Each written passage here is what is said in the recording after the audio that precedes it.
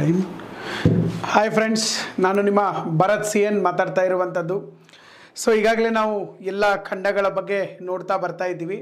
So ಇವತ್ತು ನಾವು Oceania ಖಂಡದ ಬಗ್ಗೆ ಕೆಲವೊಂದು ಮಾಹಿತಿಗಳನ್ನು ನೋಡೋದಿದೆ.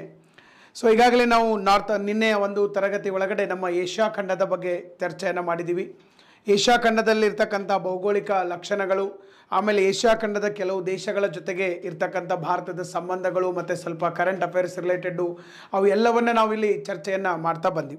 ಸೊ ಇವತ್ತಿನ ಒಂದು ತರಗತಿ ಒಳಗಡೆ ನಾವು ಓಷಿಯಾನಿಯಾ ಖಂಡವನ್ನು ಇಲ್ಲಿ ನಾವು ನೋಡ್ತಾ ಹೋಗುವಂಥದ್ದು. ಓಷಿಯಾನಿಯಾ ಖಂಡ, ಫಸ್ಟು ಈ ಒಂದು ಖಂಡದ ಬಗ್ಗೆ ಹೇಳೋಕ್ಕಿಂತ ಪೂರ್ವದೊಳಗಡೆ ನಾನು ಒಂದು ಪಾಯಿಂಟನ್ನು ಇಲ್ಲಿ ತಮ್ಮ ಗಮನಕ್ಕೆ ತರಕ್ಕೆ ಬಯಸಿರ್ತೀನಿ. ಭಾಳಷ್ಟು ಕಡೆ ನಮ್ಮಲ್ಲಿ ಏನಾಗಿದೆಪ್ಪ ಅಂತಂದರೆ, ಈ ಸ್ಕೂಲ್ ಬುಕ್ಸ್ ಒಳಗಡೆ, ನಮ್ಮ ಸ್ಕೂಲ್ ಡೇಸ್ ಒಳಗಡೆ ಜಗತ್ತಿನ ಅತ್ಯಂತ ಚಿಕ್ಕ ಖಂಡ ಯಾವುದು ಅಂತ ಕ್ವಶನ್ ಬಂದಿರ್ತದೆ. ಭಾಳಷ್ಟು ಸರಿ ಜಗತ್ತಿನ ಅತ್ಯಂತ ಚಿಕ್ಕ ಖಂಡ ಅಂದ ತಕ್ಷಣ ನಾವು ಏನು ಹಾಕಿರ್ತೀವಪ್ಪ ಅಂತಂದರೆ ಆಸ್ಟ್ರೇಲಿಯಾ ಅಂತ ಹಾಕಿರ್ತೀವಿ. ಬಟ್ ಆಸ್ಟ್ರೇಲಿಯಾ ಅತಿ ಚಿಕ್ಕ ಖಂಡ ಅಲ್ಲ. ಆಸ್ಟ್ರೇಲಿಯಾ ಅನ್ನೋದು ಒಂದು ದೇಶ, it is not a continent. Australia ಅನ್ನೋದು ಒಂದು ದೇಶ, ಕಾಂಟಿನೆಂಟ್ ಅಲ್ಲ, ಒಂದು ಖಂಡ ಅಲ್ಲ. ಭಾರತ ಯಾವ ಥರ ಅಥವಾ ರಷ್ಯಾ ಯಾವ ಥರ, ಚೈನಾ ಯಾವ ಥರ ಒಂದು ದೇಶ ಐತಲ್ಲ ಏಷ್ಯಾ ಖಂಡದಲ್ಲಿ, ಹಾಗೆ ಓಷಿಯಾನಿಯಾ ಖಂಡದಲ್ಲಿ ಈ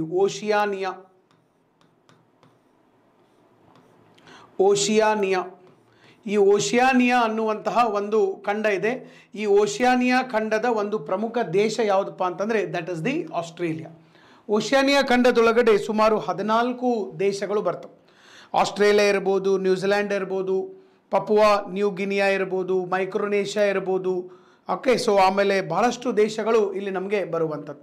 ತೊಂಗಾ ಇರ್ಬೋದು, ಇತ್ತೀಚೆಗೆ ತೊಂಗಾದಲ್ಲಿ ಸುನಾಮಿ ಬಂದಿತ್ತು, ಸಾಕಷ್ಟು ಅದು ನ್ಯೂಸಲ್ಲಿತ್ತು. ಇಂಥವು ಟೋಟಲ್ ಆಗಿ 14 ದೇಶಗಳು, 14 ಕಂಟ್ರೀಸ್. ಈ 14 ದೇಶಗಳು ಸೇರಿಕೊಂಡು ನಮಗೇನಾಗಿರೋದು ಓಷಿಯಾನಿಯಾ ಅಂತಕ್ಕಂಥ ಖಂಡ. ಈ ಓಷಿಯಾನಿಯಾ ಖಂಡದಲ್ಲಿ ವಿಸ್ತೀರ್ಣದಲ್ಲಿರ್ಬೋದು, ಜನಸಂಖ್ಯೆಯಲ್ಲಿರ್ಬೋದು ಅತಿ ದೊಡ್ಡ ದೇಶ ಯಾವುದಂತಂದರೆ that is the Australia. So but ಈಗೇನಾಗಿದೆ, ಆಸ್ಟ್ರೇಲಿಯಾ ಭಾಳ ದೊಡ್ಡದಿರೋದ್ರಿಂದ ಆ ಖಂಡದ ಹೆಸರನ್ನೇ ಆಸ್ಟ್ರೇಲಿಯಾ ಅಂತ ಕರಿತಾ ಇದ್ದಾರೆ. ಬಟ್ ಆ್ಯಕ್ಚುಲಿ ಆಸ್ಟ್ರೇಲಿಯಾ ಅನ್ನೋದು ಖಂಡ ಅಲ್ಲ, ಇದು ಒಂದು ದೇಶ. ಸೊ ಇಲ್ಲಿ ನಾವು ಒಂದೊಂದೇ ನೋಡ್ಕೊತ ಹೋಗುವಂಥದ್ದು ಆಸ್ಟ್ರೇಲಿಯಾ ಬಗ್ಗೆ ಎಲ್ಲ ಕಡೆ. ಸೊ ಇದನ್ನು ನೋಡೋಕ್ಕಿಂತ ಪೂರ್ವ ಭಾಗದೊಳಗಡೆ ಆಫೀಸರ್ಸ್ ಅಡ್ಡ ಟೆಲಿಗ್ರಾಮ್ ಚಾನಲ್ ಕೂಡ ಇದೆ. ಸೊ ಇಲ್ಲಿ ಪ್ರತಿದಿನದ ಪ್ರಚಲಿತ ವಿದ್ಯಮಾನಗಳು ಮತ್ತು ಸಾಕಷ್ಟು ವಿಷಯಗಳನ್ನು ಇದರೊಳಗಡೆ ನಾವು ಡಿಸ್ಕಸ್ ಮಾಡ್ತಾ ಹೋಗಿರ್ತೀವಿ. ಮತ್ತು ಇಲ್ಲಿ ಏನೇನು ನಾವು ಡಿಸ್ಕಸ್ ಮಾಡಿರ್ತೀವೋ ಎಲ್ಲ PPT PDF ಗಳು, ಆ PDF ಫಾರ್ಮೆಟ್ಗಳಲ್ಲಿ ಅವು ನಿಮಗೆ ಸಿಗುವಂಥದ್ದು. ಈಗಾಗಲೇ ಸಾಕಷ್ಟು ಜನ ವಿದ್ಯಾರ್ಥಿಗಳು ಅದರೊಳಗಡೆ ಇರುವಂಥದ್ದು. ಸೊ ನೀವು ಕೂಡ ಆ ಒಂದು ಚಾನಲ್ಗೆ ಜಾಯ್ನ್ ಆಗಿ ಸಾಕಷ್ಟು ಉಪಯೋಗಗಳನ್ನು ತಗೊಳ್ಳೋಕ್ಕೆ ಸಾಧ್ಯ ಆಗಿರಬೇಕು. ವಿವಿಧ ಸ್ಪರ್ಧಾತ್ಮಕ ಪರೀಕ್ಷೆಗಳಿಗೆ ನಮ್ಮ ಪ್ರಚಲಿತ ವಿದ್ಯಮಾನಗಳಿರ್ಬೋದು, ಸ್ಟ್ರಾಟಜಿಕ್ ವಿಡಿಯೋಸ್ ಇರ್ಬೋದು, ಇಂಥ ಎಲ್ಲ ವಿಡಿಯೋಗಳನ್ನು ಅದರೊಳಗಡೆ ಅಪ್ಲೋಡ್ ಮಾಡ್ತಾ ಹೋಗಿರ್ತೀವಿ. ಅದರ ಜೊತೆಗೆ ಆ ವಿಡಿಯೋಗಾಗಿಯೇ ಸಪ್ರೇಟಾಗಿ ನಮ್ಮಲ್ಲಿ ಯೂಟ್ಯೂಬ್ ಚಾನಲ್ ಕೂಡ ಇರುವಂಥದ್ದು ಆಫೀಸರ್ಸ್ ಅಡ್ಡ. ಇಲ್ಲೂ ಕೂಡ ಆಫೀಸರ್ಸ್ ಅಡ್ಡ ಅಂತಲೇ ಹೆಸರಿರುವಂಥದ್ದು, ಆಫೀಸರ್ಸ್ ಅಡ್ಡ ಯೂಟ್ಯೂಬ್ ಚಾನಲ್. ಸೊ ಯೂಟ್ಯೂಬ್ ಚಾನಲ್ಗೆ ಯಾರು ಜಾಯ್ನ್ ಆಗಿಲ್ಲ, ಜಾಯ್ನ್ ಆಗೋಕ್ಕೆ ಸಾಧ್ಯ ಆಗಿರಬೇಕು. ಒಂದು ದಿವಸ ಬಿಟ್ಟು ಒಂದು ದಿವಸ ಇಲ್ಲಿ ನಮ್ಮ ಕರೆಂಟ್ ಅಫೇರ್ಸ್ ತರಗತಿಗಳಿರ್ತವೆ. ಮತ್ತು ಯಾವ ರೀತಿ ಓದಬೇಕು, ಯಾವ ರೀತಿ ನೋಟ್ಸನ್ನು ಮಾಡಬೇಕು, ಯಾವ ರೀತಿ ನಾವು ಕಾನ್ಸಂಟ್ರೇಷನ್ ಇರಬೇಕು, ಯಾವ ರೀತಿ ನೆನಪಿಟ್ಕೋಬೇಕು, ಇಂಥ ಸಾಕಷ್ಟು ಸ್ಟ್ರಾಟಜಿಕ್ ವಿಡಿಯೋಗಳನ್ನು ನಾವು ಮಾಡ್ತಾ ಹೋಗ್ತಾಯಿದ್ವಿ. ಈಗಾಗಲೇ ಇಲ್ಲಿ 499 ವಿಡಿಯೋಗಳನ್ನು ಆಗಿದೆ. ಸೊ ನಾಳೆಯ ದಿನ 500ನೇ ವಿಡಿಯೋ ಕೂಡ ಬರ್ತಾ ಇರುವಂಥದ್ದು. ಸೊ ತಾವು ಕೂಡ ಅದರ ಒಂದು ಲಾಭವನ್ನು ತೆಗೆದುಕೊಳ್ಳೋಕ್ಕೆ ಸಾಧ್ಯ ಆಗಿರಬೇಕು. ಇನ್ನು ನೆಕ್ಸ್ಟು ಇಲ್ಲಿ ಏನು ನೀವು ನೋಡ್ತಾ ಇದ್ದೀರಲ್ಲ, ದಿಸ್ ಇಸ್ ದಿ ಓಷಿಯಾನಿಯಾ ಖಂಡ. ಓಷಿಯಾನಿಯಾ ಅನ್ನುವಂಥದ್ದು ಒಂದು ಖಂಡ. ಇಲ್ಲಿ ಬರೆದಿದ್ದೀವಿ, ಇಲ್ಲಿ ಓಷಿಯಾನಿಯಾ ಅಂತೇಳಿ ನಿಮಗೆ ಸಿಗ್ತಾ ಇದೆ. ಇಲ್ಲೇನು ಬೋರ್ಡ್ ಮೇಲೆ ಸಿಗ್ತಾ ಇದೆ, ಇದು ಎಲ್ಲ ಟೋಟಲ್ ಆಗಿ ಓಷಿಯಾನಿಯಾ ಅನ್ನುವಂತಹ ಒಂದು ಖಂಡ. ಓಷಿಯಾನಿಯಾ ಅನ್ನುವಂಥ ಒಂದು ಖಂಡ. ಸೊ ಇಲ್ಲಿ ಓಷಿಯಾನಿಯಾ ಖಂಡದೊಳಗಡೆ ಬಹಳ ಪ್ರಮುಖವಾದಂತಹ ದೇಶ, ಅತ್ಯಂತ ಪ್ರಮುಖವಾದಂಥ ದೇಶ ಯಾವುದಪ್ಪ ಅಂತಂದರೆ ದಟ್ ಈಸ್ ಆಸ್ಟ್ರೇಲಿಯಾ ದೇಶ ಇಲ್ಲಿ ನಮಗೆ ಇರುವಂಥದ್ದು. ಸೊ ಆಸ್ಟ್ರೇಲಿಯಾ ಈಗಾಗಲೇ ನಾವೆಲ್ಲರೂ ನೋಡಿದ್ದೀವಿ. ಸೊ ಆಸ್ಟ್ರೇಲಿಯಾದ ಬಗ್ಗೆ ತಿಳ್ಕೊಳ್ಳೋಕ್ಕೆ ಇವತ್ತು ನಾವು ನೋಡ್ತಾ ಇದ್ವಿ. ಸೊ ಇಲ್ಲಿ ಆಸ್ಟ್ರೇಲಿಯಾ ಇದೆ. ಮೊದಲು ನಾವು ದೇಶಗಳನ್ನು ನೋಡೋಣ. ಕೆಲವು ದೇಶಗಳು, ಯಾವ ಖಂಡದಲ್ಲಿರ್ತಕ್ಕಂಥ ದೇಶಗಳು, ಓಷಿಯಾನಿಯಾ ಖಂಡದಲ್ಲಿರ್ತಕ್ಕಂತಹ ದೇಶಗಳು. ಆಸ್ಟ್ರೇಲಿಯಾ ಇದೆ.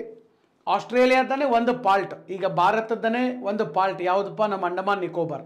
ಆಮೇಲೆ ಈ ಕಡೆ ಲಕ್ಷದ್ವೀಪು ಅಂಡಮಾನ್ ನಿಕೋಬಾರ್ ಭಾರತದ ಮುಖ್ಯ ಭೂಮಿಯಿಂದ ದೂರ ಇರಬಹುದು, ಆದರೆ ಅವೆಲ್ಲ ಭಾರತ ದೇಶದಲ್ಲೇ ಬರುವಂಥದ್ದು. ಅದೇ ರೀತಿಯಾಗಿ ಆಸ್ಟ್ರೇಲಿಯಾಕ್ಕೆ ಯಾವುದಿದೆ ಇಲ್ಲಿ, ತಾಸ್ಮೇನಿಯಾ. ಆಸ್ಟ್ರೇಲಿಯಾಕ್ಕೆ ಯಾವುದಿದೆ ಇಲ್ಲಿ, ದಟ್ ಈಸ್ ತಾಸ್ಮೇನಿಯಾ ಅಂತ ಕರಿತೀವಿ. ಸೊ ತಾಸ್ಮೇನಿಯಾ ಅನ್ನುವಂತಹ ಒಂದು part, this is the integral part of Australia. ಇದಾದಮೇಲೆ ಯಾವುದಿದೆ? ನ್ಯೂಜಿಲ್ಯಾಂಡ್. ನ್ಯೂಜಿಲ್ಯಾಂಡ್ ಸಿಗ್ತಾ ಇದೆ. ನ್ಯೂಜಿಲ್ಯಾಂಡ್ ಭಾಳಷ್ಟು ದಕ್ಷಿಣದಲ್ಲಿರ್ತಕ್ಕಂಥ ದೇಶ. ಇಡೀ ಜಗತ್ತಿನೊಳಗಡೆ ಇದರ ರಾಜಧಾನಿ ಅತ್ಯಂತ ದಕ್ಷಿಣಕ್ಕಿರುವಂಥ ರಾಜಧಾನಿ ನ್ಯೂಜಿಲ್ಯಾಂಡ್. ಡಿಸ್ಕಸ್ ಮಾಡೋಣ ನಾವು ನ್ಯೂಜಿಲ್ಯಾಂಡ್ ಬಗ್ಗೆ ಕೂಡ ನಾವಲ್ಲಿ ಹೋಗ್ತಾ ಹೋಗ್ತಾ ಡಿಸ್ಕಷನ್ ಮಾಡುವಂಥದ್ದು. ಸೊ ಇದು ನ್ಯೂಜಿಲ್ಯಾಂಡ್ ಅಂತ ಕರಿತೀವಿ. ಇದಾದಮೇಲೆ ನೆಕ್ಸ್ಟು ಇಲ್ಲಿ ಮೇಲ್ಗಡೆ ನೀವು ನೋಡ್ತಾ ಇರ್ಬೋದು ಪಪುವಾ ನ್ಯೂ ಗಿನಿಯಾ ಅಂತ ಒಂದು ದೇಶ ಕಾಣ್ತಾ ಇದೆ. ಪಪುವಾ ನ್ಯೂ ಗಿನಿಯಾ ಆ್ಯಕ್ಚುಲಿ ಇದು ಒಂದು ದ್ವೀಪ, ಇದು ಒಂದು ದೊಡ್ಡ ದ್ವೀಪ ಇದೆ. ಈ ದ್ವೀಪದೊಳಗಡೆ ಅರ್ಧ ಭಾಗ ಏಷ್ಯಾ ಖಂಡದ ಇಂಡೋನೇಷ್ಯಾ ದೇಶ ಇದೆ, ಇನ್ನು ಅರ್ಧ ಭಾಗ ಪಪುವಾ ನ್ಯೂ ಗಿನಿಯಾ, ಇದು ಓಷಿಯಾನಿಯಾ ಖಂಡದ ಪಪುವಾ ನ್ಯೂ ಗಿನಿಯಾ ಅನ್ನುವಂಥ ದೇಶ ಇಲ್ಲಿರುವಂಥ. ಇದಾದ ಮೇಲೆ ನೆಕ್ಸ್ಟ್ ಏನು ಬರ್ತಾವಲ್ಲ ಇವನು ಭಾಳಷ್ಟು ಸರಿ ನಾವು ಕೇಳೇ ಇರೋದಿಲ್ಲ, ಇವಿಷ್ಟೇ ನಾವು ಕೇಳೋದು. ಇದನ್ನು ಬಿಟ್ಟರೆ ಭಾಳಷ್ಟು ದೇಶಗಳು ಓಷಿಯಾನಿಯಾ ಖಂಡದಿಂದ ನ್ಯೂಸಲ್ಲಿ ಇರೋದಿಲ್ಲ. ಭಾಳ ಸಣ್ಣ ಸಣ್ಣ ದೇಶಗಳು. ಅವು ಎಷ್ಟು ಸಣ್ಣ ಸಣ್ಣ ದೇಶಗಳದಾವಪ್ಪ ಅಂತಂದರೆ ಮ್ಯಾಪ್ ಒಳಗಡೆ ಅವು ನಿಮಗೆ ಹಿಡಿಸೋದನ್ನೇ ಇಲ್ಲ, ಅಷ್ಟು ಸಣ್ಣ ಸಣ್ಣ ದೇಶಗಳು. ಇಲ್ಲಿ ನಾವು ಮುಖ್ಯವಾಗಿ ನೋಡಿದ್ದೀವಿ ಅಂತಂದರೆ ಯಾವುದು ಸೋಲೋಮನ್ ಐಲ್ಯಾಂಡ್ಸ್. ಸ್ವಲ್ಪ ನೀವು ಮಾರ್ಕ್ ಮಾಡೋಕ್ಕೆ ಸಾಧ್ಯ ಆಗಿರಬೇಕು ನಿಮ್ಮ ಮ್ಯಾಪ್ ಒಳಗಡೆ.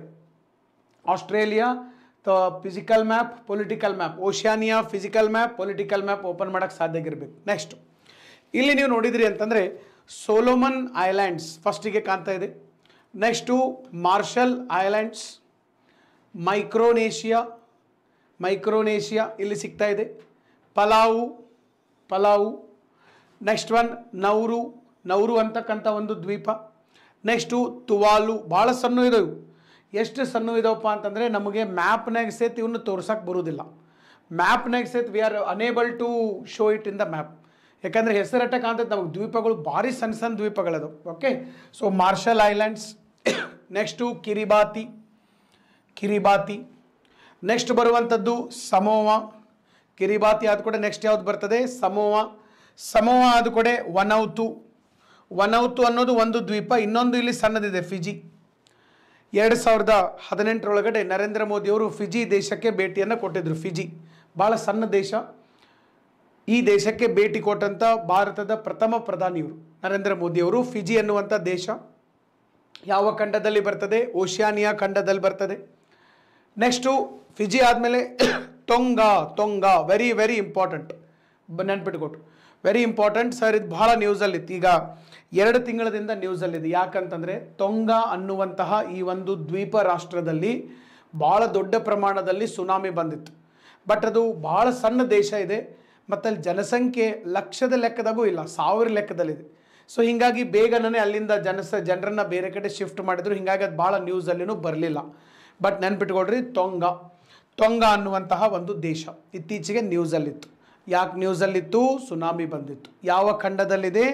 ಓಷಿಯಾನಿಯಾ ಖಂಡದಲ್ಲಿ ಇರುವಂಥದ್ದು. ನೆಕ್ಸ್ಟು ತೊಂಗಾ ಆದಮೇಲೆ ಸಮೋವಾ, ಕಿರಿಬಾತಿ. ಇವೆಲ್ಲ ಏನಪ್ಪ ಅಂತಂದರೆ ನಮ್ಮ ಇಡೀ ಈ ಒಂದು ಓಷಿಯಾನಿಯಾ ಖಂಡದಲ್ಲಿರ್ತಕ್ಕಂತಹ ಪ್ರಮುಖ ದೇಶಗಳು. ಇನ್ನೊಂದು ನೀವು ಇಲ್ಲಿ ಅಬ್ಸರ್ವ್ ಮಾಡಿರ್ಬೋದು, ಒಂದು ಲೈನ್ ಕಾಣ್ತಾ ಇದೆ, ನೀವು ಒಂದು ಲೈನ್ ಕಾಣ್ತಾ ಇದೆ. ಯಾವುದು? ಇಲ್ಲೊಂದು ಡ್ಯಾಶ್ ಅಂಥೇಳಿ ಇಲ್ಲೊಂದು ಲೈನ್ ಹಾಕ್ತಾ ಹೋಗಿದಾರ.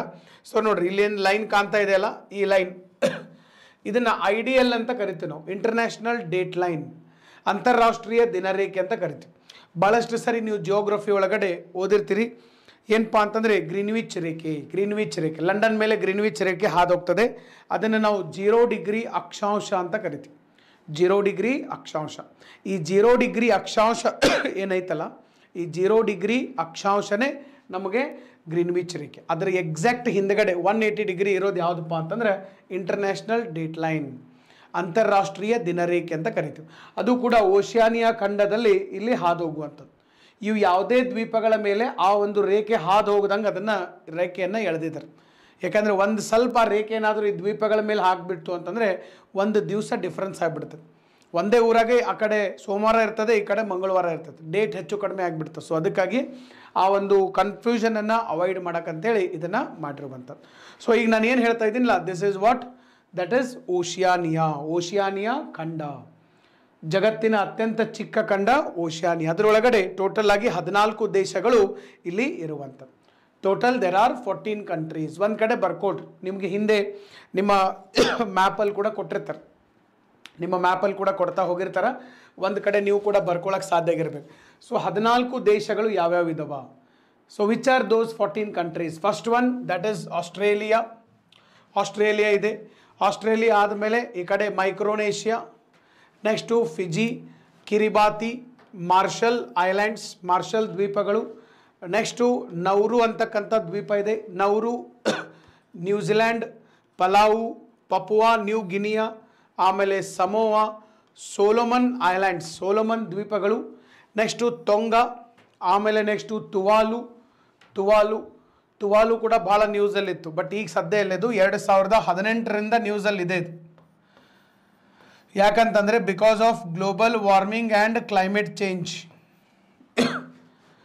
ಗ್ಲೋಬಲ್ ವಾರ್ಮಿಂಗ್, ಭೂಮಿಯ ತಾಪ ಏರಿಕೆ ಮತ್ತು ವಾಯುಗುಣ ಬದಲಾವಣೆ. ಭೂತಾಪ ಏರಿಕೆ ಮತ್ತು ವಾಯುಗುಣ ಬದಲಾವಣೆಯಿಂದಾಗಿ ಈ ಒಂದು ದೇಶದಲ್ಲಿ ಸಮುದ್ರದ ಮಟ್ಟ ಹೆಚ್ಚಾಗ್ತಾ ಇದೆ. ಹೀಗಾಗಿ ದೇಶಗಳು ಮುಳುಗ್ತಾ ಇದ್ದಾವೆ. ನಿಮಗೆ ಗೊತ್ತಿದೆ, ಸೂರ್ಯನಿಂದ ಪ್ರತಿ ದಿವಸ ಶಾಖಶಕ್ತಿ ಬರ್ತದೆ. ಸೂರ್ಯನಿಂದ ಪ್ರತಿ ದಿವಸ ಶಾಖಶಕ್ತಿ ಬರ್ತದೆ. ಬಂದಂಥ ಶಾಖಶಕ್ತಿ ಭೂಮಿಯನ್ನು ಹೀಟ್ ಮಾಡ್ತದೆ. ಹೀಟ್ ಮಾಡಿ ನೆಕ್ಸ್ಟ್ ಹೀಟ್ ಎನರ್ಜಿ ಮತ್ತೆ ಹೋಗ್ತದೆ. ಅವ ಕೆಂಪು ಕಿರಣಗಳ ರೂಪದಲ್ಲಿ ಹೋಗ್ತದೆ. ಬರಬೇಕಾದಾಗ ನಿರಳಾತೀತ ಕಿರಣಗಳ ರೂಪದಲ್ಲಿ ಬರ್ತದೆ. ಈ ಬಂದು ವಾಪಸ್ ಹೋಗ್ಬೇಕಾದ, ಬಟ್ ಅದು ಹೋಗೋಕ್ಕೆ ಹಸಿರು ಮನೆ ಅನಿಲಗಳು ಬಿಡ್ತಾ ಇಲ್ಲ. CH4, methane, carbon dioxide, CFC, HFC ಇವೆಲ್ಲ ಏನು ಮಾಡ್ತಾ ಇದ್ದಾವೆ ಅಂತಂದರೆ ಈ ಹೀಟನ್ನು ಹಿಡಿದಿಡ್ತಾ ಇದ್ದಾವೆ.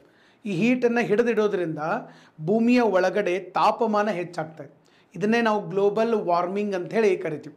ಭೂಮಿಯ ಒಳಗಡೆ ತಾಪಮಾನ ಹೆಚ್ಚಾಗೋದ್ರಿಂದ global warming, globe is warming.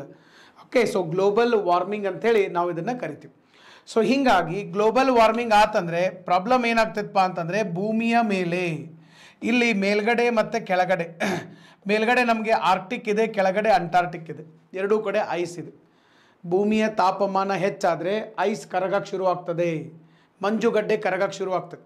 So ಈ ರೀತಿಯಾಗಿ ಸರ್ ಮಂಜುಗಡ್ಡೆ ಕರಗಕತ್ತೀವಿ ಅಂತಂದರೆ ಕರಗಿ ನದಿ, ಹೊಳೆ, ಹಳ್ಳಗಳ ಮೂಲಕ ಸಮುದ್ರವನ್ನು ಸೇರ್ತದೆ. ಅದು ಬಂದು ಸಮುದ್ರವನ್ನು ಸೇರೋದ್ರಿಂದ ಸಮುದ್ರದ ಮಟ್ಟ ಹೆಚ್ಚಾಗ್ತದೆ. ಸಮುದ್ರದ ಮಟ್ಟ ಹೆಚ್ಚಾಗಕತ್ತೆ ಅಂದರೆ ದೇಶಗಳು ಮುಳುಗ್ತವೆ. ಅಂಥ ಒಂದು ಮುಳುಗುವಂಥ ದೇಶಗಳ ಪೈಕಿ ಇದು ದೇಶ ಒಂದು. ಯಾವುದು? ದಟ್ ಈಸ್ ತುವಾಲು ಅಂತಕ್ಕಂತಹ ಒಂದು ದೇಶ. ಸೊ ಇದು ಕೂಡ ಇತ್ತೀಚೆಗೆ ಏನಾಗ್ತಾ ಇದೆಪ್ಪ ಅಂತಂದರೆ ಮುಳುಗ್ತಾ ಹೋಗ್ತಾ ಇರುವಂಥದ್ದು. ಇದಾದ ಮೇಲೆ ನೆಕ್ಸ್ಟಿಗೆ ಬರುವಂಥದ್ದು ಯಾವುದು? That is Vanuatu. Okay, so ಇವೆಲ್ಲ ಓಷಿಯಾನಿಯಾ ಖಂಡದಲ್ಲಿರ್ತಕ್ಕಂಥ ದೇಶಗಳು. ಬಟ್ ಜನಸಂಖ್ಯೆ ಮತ್ತು ವಿಸ್ತೀರ್ಣದಲ್ಲಿ ಓಷಿಯಾನಿಯಾ ಖಂಡದ ಅತಿ ದೊಡ್ಡ ದ್ವೀಪ ಯಾವುದಪ್ಪ? ಅತಿ ದೊಡ್ಡ ದ್ವೀಪ ಅಂತಂದರೆ ದ್ವೀಪ ರಾಷ್ಟ್ರ, that is the Australia. But ಸಿಕ್ಕಾಪಟ್ಟೆ ಹವಾ ಇರೋದು ಆಸ್ಟ್ರೇಲಿಯಾದನೇ ಹವಾ ಇರುವಂಥದ್ದು. ಓಕೆ, ಇನ್ನು ನೆಕ್ಸ್ಟ್ ಆಸ್ಟ್ರೇಲಿಯಾ ನೋಡಿಕೊಂಡು ನಾವು ಮುಂದೆ ಹೋಗೋಣ. ಆಸ್ಟ್ರೇಲಿಯಾ, ಈಗಾಗಲೇ ನಾವು ಆಸ್ಟ್ರೇಲಿಯಾ ಬಗ್ಗೆ ಸಾಕಷ್ಟು ಬಾರಿ ಕೇಳಿರ್ತೀವಿ. ಸೊ ಆಸ್ಟ್ರೇಲಿಯಾವನ್ನು ಮೊದಲು ಏನು ಮಾಡಿದಾರಪ್ಪ ಅಂತಂದರೆ ಒಂದು 4-5 ಭಾಗಗಳಾಗಿ ಇವನ್ನ ವಿಂಗಡಣೆ ಮಾಡಿರುವಂಥದ್ದು. ಮುಖ್ಯವಾಗಿ 5 ಭಾಗಗಳನ್ನಾಗಿ ಮಾಡಿರುವಂಥದ್ದು. ಫಸ್ಟ್ ಒನ್ ನಾರ್ದರ್ನ್ ಟೆರಿಟರಿ ಅಂತ ಮಾಡಿದ್ದಾರೆ. ಇಲ್ಲಿ ಫಸ್ಟ್ ಒನ್ ಏನು ಮಾಡಿದ್ದಾರೆ? ದಟ್ ಈಸ್ ನಾರ್ದರ್ನ್ ಟೆರಿಟರಿ ಅಂತ ಮಾಡಿದ್ದಾರೆ ಇಲ್ಲಿ, ನಾರ್ದರ್ನ್ ಟೆರಿಟರಿ. ನೆಕ್ಸ್ಟು ಎರಡನೇದು ಬರೋದು ಸೌತ್ ಆಸ್ಟ್ರೇಲಿಯಾ. ಇದಾದಮೇಲೆ ನೆಕ್ಸ್ಟ್ ಬರೋದು ಸರ್ ಕ್ವೀನ್ಸ್ಲ್ಯಾಂಡ್ ಅಂತ ಬರ್ತದೆ, ಕ್ವೀನ್ಸ್ಲ್ಯಾಂಡ್ ಆದಮೇಲೆ ನ್ಯೂ ಸೌತ್ ವೇಲ್ಸ್ ಅಂತ ಬರುವಂಥದ್ದು, ನ್ಯೂ ಸೌತ್ ವೇಲ್ಸ್ ಅಂತ ಬರ್ತದೆ.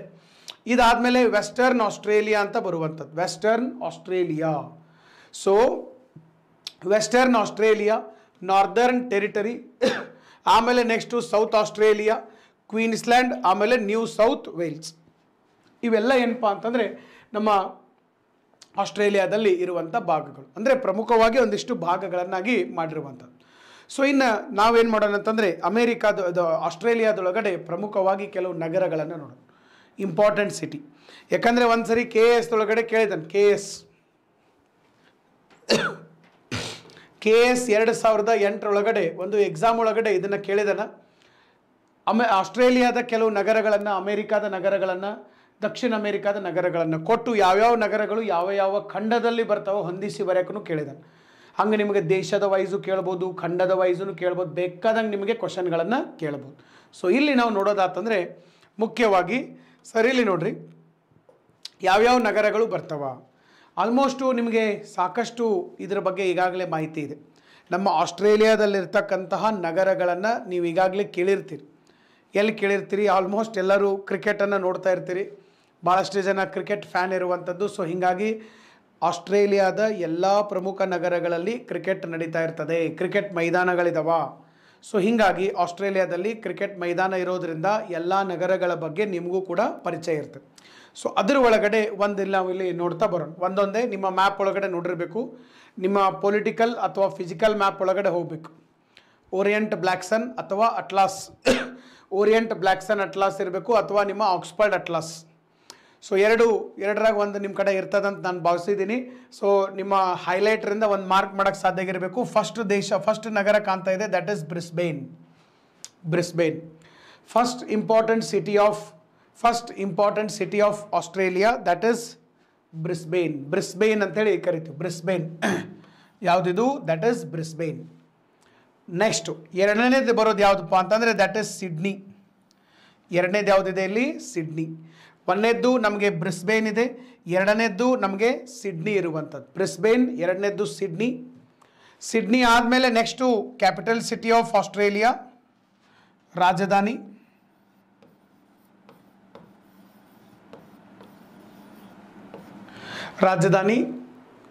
ಆಸ್ಟ್ರೇಲಿಯಾದ ರಾಜಧಾನಿ ಕ್ಯಾನ್ಬೆರಾ.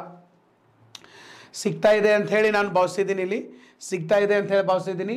ಮೊದಲು ಬ್ರಿಸ್ಬೇನ್ ಆದಮೇಲೆ ಸಿಡ್ನಿ ಆದಮೇಲೆ ಕ್ಯಾನ್ಬೆರಾ. ಕ್ಯಾನ್ಬೆರಾ ಆದಮೇಲೆ ವೆರಿ ಇಂಪಾರ್ಟೆಂಟ್ ಸಿಟಿ ಮೆಲ್ಬೋರ್ನ್. ನೋಡ್ರಿ, ಎಲ್ಲ ನಗರಗಳಲ್ಲಿಯೂ ಕೂಡ ಕ್ರಿಕೆಟ್ ಮೈದಾನಗಳಿದ್ದಾವೆ. ಎಲ್ಲ ನಗರಗಳಲ್ಲಿನೂ ಕ್ರಿಕೆಟ್ ಮೈದಾನಗಳಿದ್ದಾವೆ. ಅದರಲ್ಲೂ ಮೆಲ್ಬೋರ್ನಲ್ಲಂತೂ ಭಾರಿ special. Melbourne cricket stadium it is the world's second largest cricket stadium. ಇಡೀ ಜಗತ್ತಿನೊಳಗಡೆ ಮೊದಲು ಫಸ್ಟ್ ಇದಾಯಿತು. ಆಮೇಲೆ ನಮ್ಮ ಮೊಟೆರಾ ಸ್ಟೇಡಿಯಂ ಬಂದ ಮೇಲೆ ಇದು ಸೆಕೆಂಡ್ ಹೋಯಿತು. ಇಡೀ ಜಗತ್ತಿನೊಳಗಡೆ ಅತಿ ದೊಡ್ಡ ಕ್ರಿಕೆಟ್ ಮೈದಾನ ಯಾವುದಪ್ಪ ಅಂತಂದರೆ ಇವತ್ತು ನಮ್ಮಲ್ಲಿ ಮೊಟೆರಾ ಕ್ರಿಕೆಟ್ ಮೈದಾನ. ಅದನ್ನು Narendra Modi international cricket stadium ಅಂತ ಕರಿತೀವಿ. ಫಸ್ಟು ಇಂಡಿಯಾದಲ್ಲಿದೆ. ಎರಡನೇದ್ದು ಮೆಲ್ಬೋರ್ನ್ ಕ್ರಿಕೆಟ್ ಸ್ಟೇಡಿಯಂ ಆಸ್ಟ್ರೇಲಿಯಾ. ಮೂರನೇದು ಯಾವುದು ಬರ್ತೈತೆ ಅಂದರೆ ನಮಗೆ ಬರೋದು ಪಶ್ಚಿಮ ಬಂಗಾಳದಲ್ಲಿ ಕೋಲ್ಕತ್ತಾದಲ್ಲಿರುವಂಥದ್ದು ಈಡನ್ ಗಾರ್ಡನ್ಸ್. ಓಕೆ, ಸೊ ಇದನ್ನು ನೆನ್ಪಿಟ್ಕೊಂಡಿರ್ಬೇಕು. Melbourne cricket stadium of Australia, Melbourne. Next Adelaide. ನಾಲ್ಕನೇ ಸಿಟಿ.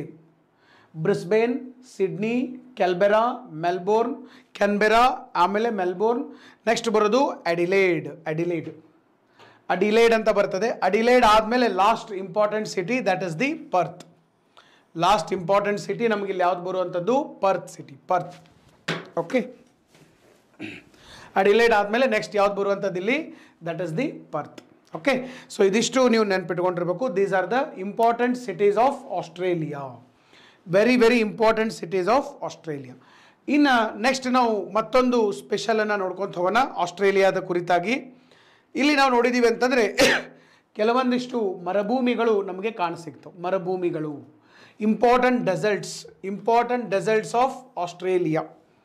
ಪ್ರಮುಖ ಮರುಭೂಮಿಗಳು ಇಲ್ಲಿ ನಮಗೆ ಬರುವಂಥದ್ದು ಆಸ್ಟ್ರೇಲಿಯಾದೊಳಗಡೆ.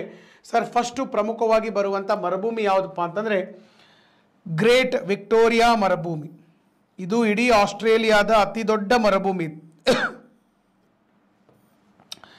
ಇಡೀ ಆಸ್ಟ್ರೇಲಿಯಾ ದೇಶದ ಅತಿ ದೊಡ್ಡ ಮರುಭೂಮಿ, ಲಾರ್ಜೆಸ್ಟ್ ಡೆಸರ್ಟ್ ಆಫ್ ಆಸ್ಟ್ರೇಲಿಯಾ. ಇದಾದ ಮೇಲೆ ನೆಕ್ಸ್ಟ್ ಬರುವಂಥದ್ದು ಗ್ರೇಟ್ ಸ್ಯಾಂಡಿ ಮರುಭೂಮಿ. ಸ್ಯಾಂಡಿ ಮರುಭೂಮಿ ಅಂತ ಕರಿತೀವಿ, ಗ್ರೇಟ್ ಸ್ಯಾಂಡಿ ಮರುಭೂಮಿ. ನೆಕ್ಸ್ಟ್ ಬರುವಂಥದ್ದು ಸರ್ ತನಾಮಿ ಮರುಭೂಮಿ. ತನಾಮಿ ಡೆಸರ್ಟ್ ಅಂತ ಕರಿತೀವಿ. ತನಾಮಿ ಮರುಭೂಮಿ ಸಿಗ್ತಾ ಇರ್ಬೋದು ನಿಮಗೆ. ಫಿಸಿಕಲ್ ಮ್ಯಾಪಲ್ಲಿ ನೋಡೋಕ್ಕೆ ಸಾಧ್ಯ ಆಗಿರಬೇಕು. ಫಸ್ಟ್ ಸಿಗೋದು ಯಾವುದಪ್ಪ? ಗ್ರೇಟ್ ವಿಕ್ಟೋರಿಯಾ ಮರುಭೂಮಿ. ಇಲ್ಲಿ ಬರೀತೀನಿ ನಾನು, ವಿಕ್ಟೋರಿಯಾ ಮರುಭೂಮಿ.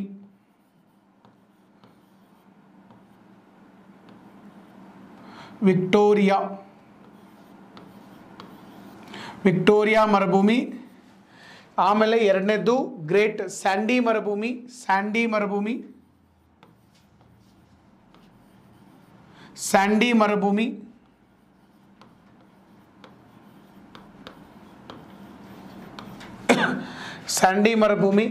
ಇದಾದ್ಮೇಲೆ ನೆಕ್ಸ್ಟ್ ಬರೋದು ತನಾಮಿ ಮರುಭೂಮಿ.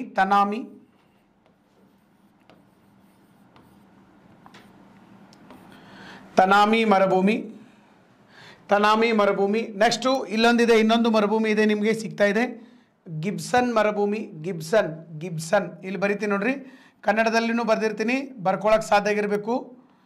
ಗಿಬ್ಸನ್ ಮರುಭೂಮಿ, ಗಿಬ್ಸನ್ ಮರುಭೂಮಿ. ಗ್ರೇಟ್ ವಿಕ್ಟೋರಿಯಾ ಮರುಭೂಮಿ, ಗ್ರೇಟ್ ಸ್ಯಾಂಡಿ ಮರುಭೂಮಿ, ಗಿಬ್ಸನ್ ಮರುಭೂಮಿ, ತನಾಮಿ ಮರುಭೂಮಿ. ನೆಕ್ಸ್ಟ್ ಬರುವಂಥದ್ದು ಸಿಂಪ್ಸನ್ ಮರುಭೂಮಿ, ಸಿಂಪ್ಸನ್. ಈ ಮರುಭೂಮಿ ಒಳಗಡೆ ಮತ್ತೆ ಸಬ್ ಪಾರ್ಟ್ಸ್ಗಳನ್ನು ಮಾಡಿದ್ದಾರೆ, ಅವೇ ನಮಗೆ ಬೇಕಾಗಿಲ್ಲ. ಓಕೆ, ಸ್ಟ್ರಿಸೆಲ್ಕಿ, ಆಮೇಲೆ ಪೆಡ್ರಿಕಾ ಡೆಸರ್ಟ್, ಟಿರಾರಿ ಡೆಸರ್ಟ್, ಇವೆಲ್ಲ ಏನಂತಂದರೆ ಇದರೊಳಗಡೆ ಸಬ್ ಪಾರ್ಟ್ಗಳು ಸಣ್ಣ ಸಣ್ಣ. ಬಟ್ ಜಾಗತಿಕವಾಗಿ ಇಂಪಾರ್ಟೆನ್ಸ್, ಇಂಟರ್ನ್ಯಾಷನಲ್ ಸಿಗ್ನಿಫಿಕೆನ್ಸ್ ಪಡೆದಿರ್ತಕ್ಕಂತಹ ಕೆಲವೊಂದಷ್ಟು ಡೆಸರ್ಟ್ಗಳು ಯಾವಪ್ಪ ಅಂತಂದರೆ ವಿಕ್ಟೋರಿಯಾ, ಗಿಬ್ಸನ್, ಸ್ಯಾಂಡಿ, ತನಾಮಿ, ಸಿಂಪ್ಸನ್. ಬರ್ಕೊಳ್ಳೋಕೆ ಸಾಧ್ಯ ಆಗಿರಬೇಕು. ಸೊ ಟೋಟಲಿ ನಮಗೆ ಆಸ್ಟ್ರೇಲಿಯಾ ದೇಶದಲ್ಲಿರ್ತಕ್ಕಂತಹ ಪ್ರಮುಖ ಮರುಭೂಮಿಗಳು, ಪ್ರಮುಖವಾದಂಥ 5 ಮರುಭೂಮಿಗಳು. ನೋಡ್ರಿ, ನಾವು ಇಲ್ಲಿವರೆಗೆ ಎಷ್ಟು ಮರುಭೂಮಿಗಳನ್ನು ನೋಡಿದೀವಂತೆ, ಮರುಭೂಮಿಗಳು ಎಷ್ಟು ಮರುಭೂಮಿಗಳನ್ನು ನೋಡಿದ್ವಿ. ಉತ್ತರ ಅಮೇರಿಕಾದಲ್ಲಿದ್ದಾಗೂ ಮರುಭೂಮಿ ನೋಡಿದ್ವಿ ನಾವು, ಸಾಕಷ್ಟು ಮರುಭೂಮಿಗಳು. ಯಾಕಂದರೆ ಇವಿಷ್ಟಾದರೆ ಇಲ್ಲಿ ಮುಗ್ದಂಗೆ ಆಯ್ತು ಆಲ್ಮೋಸ್ಟ್ ಮರುಭೂಮಿಗಳು. ಅದರೊಳಗಡೆ ಮೊದಲು ಉತ್ತರ ಅಮೇರಿಕಾದೊಳಗಡೆ ನಾವು ಗ್ರೇಟ್ ಯಾವುದನ್ನು ನೋಡಿದ್ವಿ, ಮೊಜಾವೆ ಮರುಭೂಮಿ, ಸೋನೋರಾಮ್ ಮರುಭೂಮಿ, ಶಿಜುವಾನ್ ಮರುಭೂಮಿ ನೋಡಿದ್ವಿ. ದಕ್ಷಿಣ ಅಮೇರಿಕಾದಲ್ಲಿ ಅಟಕಾಮಾ ಮರುಭೂಮಿ, ಜಗತ್ತಿನ ಅತ್ಯಂತ ಒಣ ಮರುಭೂಮಿ ಅಟಕಾಮಾ ಮರುಭೂಮಿ. ಅದಾದಮೇಲೆ ಪಟಗೋನಿಯಾ ಮರುಭೂಮಿಯನ್ನು ನೋಡಿದ್ವಿ. ನೆಕ್ಸ್ಟು ನಮ್ಮ ಆಫ್ರಿಕಾ ಖಂಡದೊಳಗಡೆ ಕಲಹರಿ ಮರುಭೂಮಿ, ನಮೀಬ್ ಮರುಭೂಮಿ, ಸಹರಾ ಮರುಭೂಮಿ, ನೋಬಿಯನ್ ಮರುಭೂಮಿ, ಇವೆಲ್ಲ ಮರುಭೂಮಿಗಳನ್ನು ನೋಡಿದ್ವಿ. ಮೊನ್ನೆ ನಮ್ಮ ಏಷ್ಯಾ ಖಂಡದೊಳಗಡೆ ಯಾವ್ಯಾವ ಮರುಭೂಮಿಗಳನ್ನು ನೋಡಿದ್ವಿ ನಾವು, ಸಹರಾ ಮರುಭೂಮಿ, ನಮ್ಮ ಥಾರ್ ಮರುಭೂಮಿ, ಗೋಬಿ ಮರುಭೂಮಿ, ತಕ್ಲಾಮಕನ್ ಮರುಭೂಮಿ. ನೆಕ್ಸ್ಟು ಇರಾನ್ ದೇಶದೊಳಗಡೆ ದಸ್ತಿ ಕವೀರ್ ಮತ್ತು ದಸ್ತಿ ಲುಟ್. ಸೊ ಇಷ್ಟೆಲ್ಲ ಮರುಭೂಮಿಗಳನ್ನು ನಾವು ಈಗಾಗಲೇ ನೋಡ್ಕೊಂಡು ಬಂದಿದ್ದೀವಿ. ಇವತ್ತು ನಾವು ಆಸ್ಟ್ರೇಲಿಯಾದೊಳಗಡೆ 5 ಮರುಭೂಮಿಗಳನ್ನು ನೋಡ್ತಾ ಇದ್ವಿ, ಎಲ್ಲ ಉಷ್ಣ ಮರುಭೂಮಿಗಳು. ಇವು 5 ಆದರೆ ಮುಗಿದಂಗಾಯ್ತು ಜಗತ್ತಿನ ಮರುಭೂಮಿಗಳು. ಇದಾದಮೇಲೆ ಇನ್ನು ನಾವು ಅಂಟಾರ್ಟಿಕಾಕ್ಕೆ ಹೋಗ್ತೀವಿ. ಅಂಟಾರ್ಟಿಕಾ ಅಂತೂ ಶೀತ ಮರುಭೂಮಿ, ಅಲ್ಲಿ ಉಷ್ಣ ಮರುಭೂಮಿ ಬರೋದನ್ನೇ ಇಲ್ಲ. ಉಷ್ಣ ಮರುಭೂಮಿಗಳು ಇವು 5 ಆದವು ಅಂತಂದರೆ ಆಲ್ಮೋಸ್ಟ್ ಎಂಡ್ ಆದಂಗೆ. ಓಕೆ, ಸೊ ಇಲ್ಲಿ ವಿಕ್ಟೋರಿಯಾ ಮರುಭೂಮಿ, ಸ್ಯಾಂಡಿ ಮರುಭೂಮಿ, ತನಾಮಿ ಮರುಭೂಮಿ, ಗಿಬ್ಸನ್ ಮರುಭೂಮಿ, ಸಿಂಪ್ಸನ್ ಮರುಭೂಮಿ. ಸೊ ಇಷ್ಟು ಮರುಭೂಮಿಗಳು ಇಲ್ಲಿ ನಮಗೆ ಇರುವಂಥದ್ದು. Very very important desert of Australia. Okay, ಇನ್ನು ನೆಕ್ಸ್ಟು ಆಸ್ಟ್ರೇಲಿಯಾದಲ್ಲಿ ನಾವು ನೋಡಬೇಕಂದ್ರೆ ಪ್ರಮುಖ ಪರ್ವತ ಶ್ರೇಣಿಗಳು. ಪ್ರಮುಖ ಪರ್ವತ ಶ್ರೇಣಿಗಳು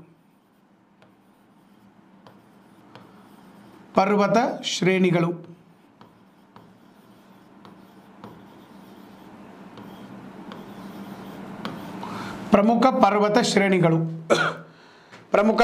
ಶ್ರೇಣಿಗಳು ಈಗಾಗಲೇ ನಾವು ನೋಡಿದ್ದೀವಿ. ಉತ್ತರ ಅಮೇರಿಕಾದೊಳಗಡೆ ನಾನು ಜಸ್ಟ್ ನಿಮಗೆ ಸ್ವಲ್ಪ ರಿವೈಸ್ ಆಗ್ತಾ ಇದೆ, ಯಾಕಂದರೆ ರಿವಿಷನ್ ಮಾಡ್ಕೊತಿರ್ಬೇಕು. ಇಲ್ಲಾಂದರೆ ನಾವು ಹಾಗೆ ಒಂದೊಂದೇ ಖಂಡಗಳು ಮುಗಿಸ್ತಾ ಹೋಗ್ತೀವಿ, ಒಂದೊಂದೇ ನೆನಪು ಹಾರ್ತಾ ಹೋಗ್ತವೆ. ಸೊ ಅದಕ್ಕಾಗಿ ಪದೇ ನಾವು ರಿವಿಸಿಟನ್ನು ಮಾಡ್ತಿರ್ಬೇಕು. ಉತ್ತರ ಅಮೇರಿಕಾದೊಳಗಡೆ ನಮಗೆ ರಾಕಿ ಪರ್ವತ ಶ್ರೇಣಿಗಳಿದ್ದು, ದಕ್ಷಿಣ ಅಮೇರಿಕಾದಲ್ಲಿ ಆ್ಯಂಡೀಸ್ ಪರ್ವತ ಶ್ರೇಣಿಗಳಿದ್ದಾವೆ. ಆಮೇಲೆ ನೆಕ್ಸ್ಟು ಯುರೋಪ್ ಖಂಡದೊಳಗಡೆ ನಮಗೆ ಯಾವುದು ಅಲಾಸ್ಕಾ ಆಲ್ಪ್ಸ್ ಪರ್ವತ ಶ್ರೇಣಿಗಳು, ಉರಲ್ ಪರ್ವತ ಶ್ರೇಣಿಗಳು, ಆಫ್ರಿಕಾದೊಳಗಡೆ ಅಟ್ಲಾಸ್ ಪರ್ವತ ಶ್ರೇಣಿಗಳು, ನಾರ್ತ್ ವೆಸ್ಟರ್ನ್ ಆಫ್ ಆಫ್ರಿಕಾ, ಮತ್ತು ನಿನ್ನೆ ನಮ್ಮ ಹಿಮಾಲಯ ಪರ್ವತ ಶ್ರೇಣಿಗಳು. ಇವತ್ತು ನಾವು ಯಾವ ಪರ್ವತ ಶ್ರೇಣಿಗಳನ್ನು ನೋಡ್ತಾ ಇದ್ದೀವಿ, ಆಸ್ಟ್ರೇಲಿಯಾದ ಪ್ರಮುಖ ಪರ್ವತ ಶ್ರೇಣಿಗಳು. ಆಸ್ಟ್ರೇಲಿಯಾದಲ್ಲಿ ಫಸ್ಟ್ ಪ್ರಮುಖ ಪರ್ವತ ಶ್ರೇಣಿ ಅಂತಂದರೆ ಬರೋದು ಯಾವುದಪ್ಪ ಅಂತಂದರೆ great dividing range of Australia. ಇಲ್ಲಿ ಬರ್ತಿದ್ದಾರೆ ನೋಡ್ರಿ, great dividing ranges of Australia. Great dividing ಪರ್ವತ ಶ್ರೇಣಿಗಳು, ಗ್ರೇಟ್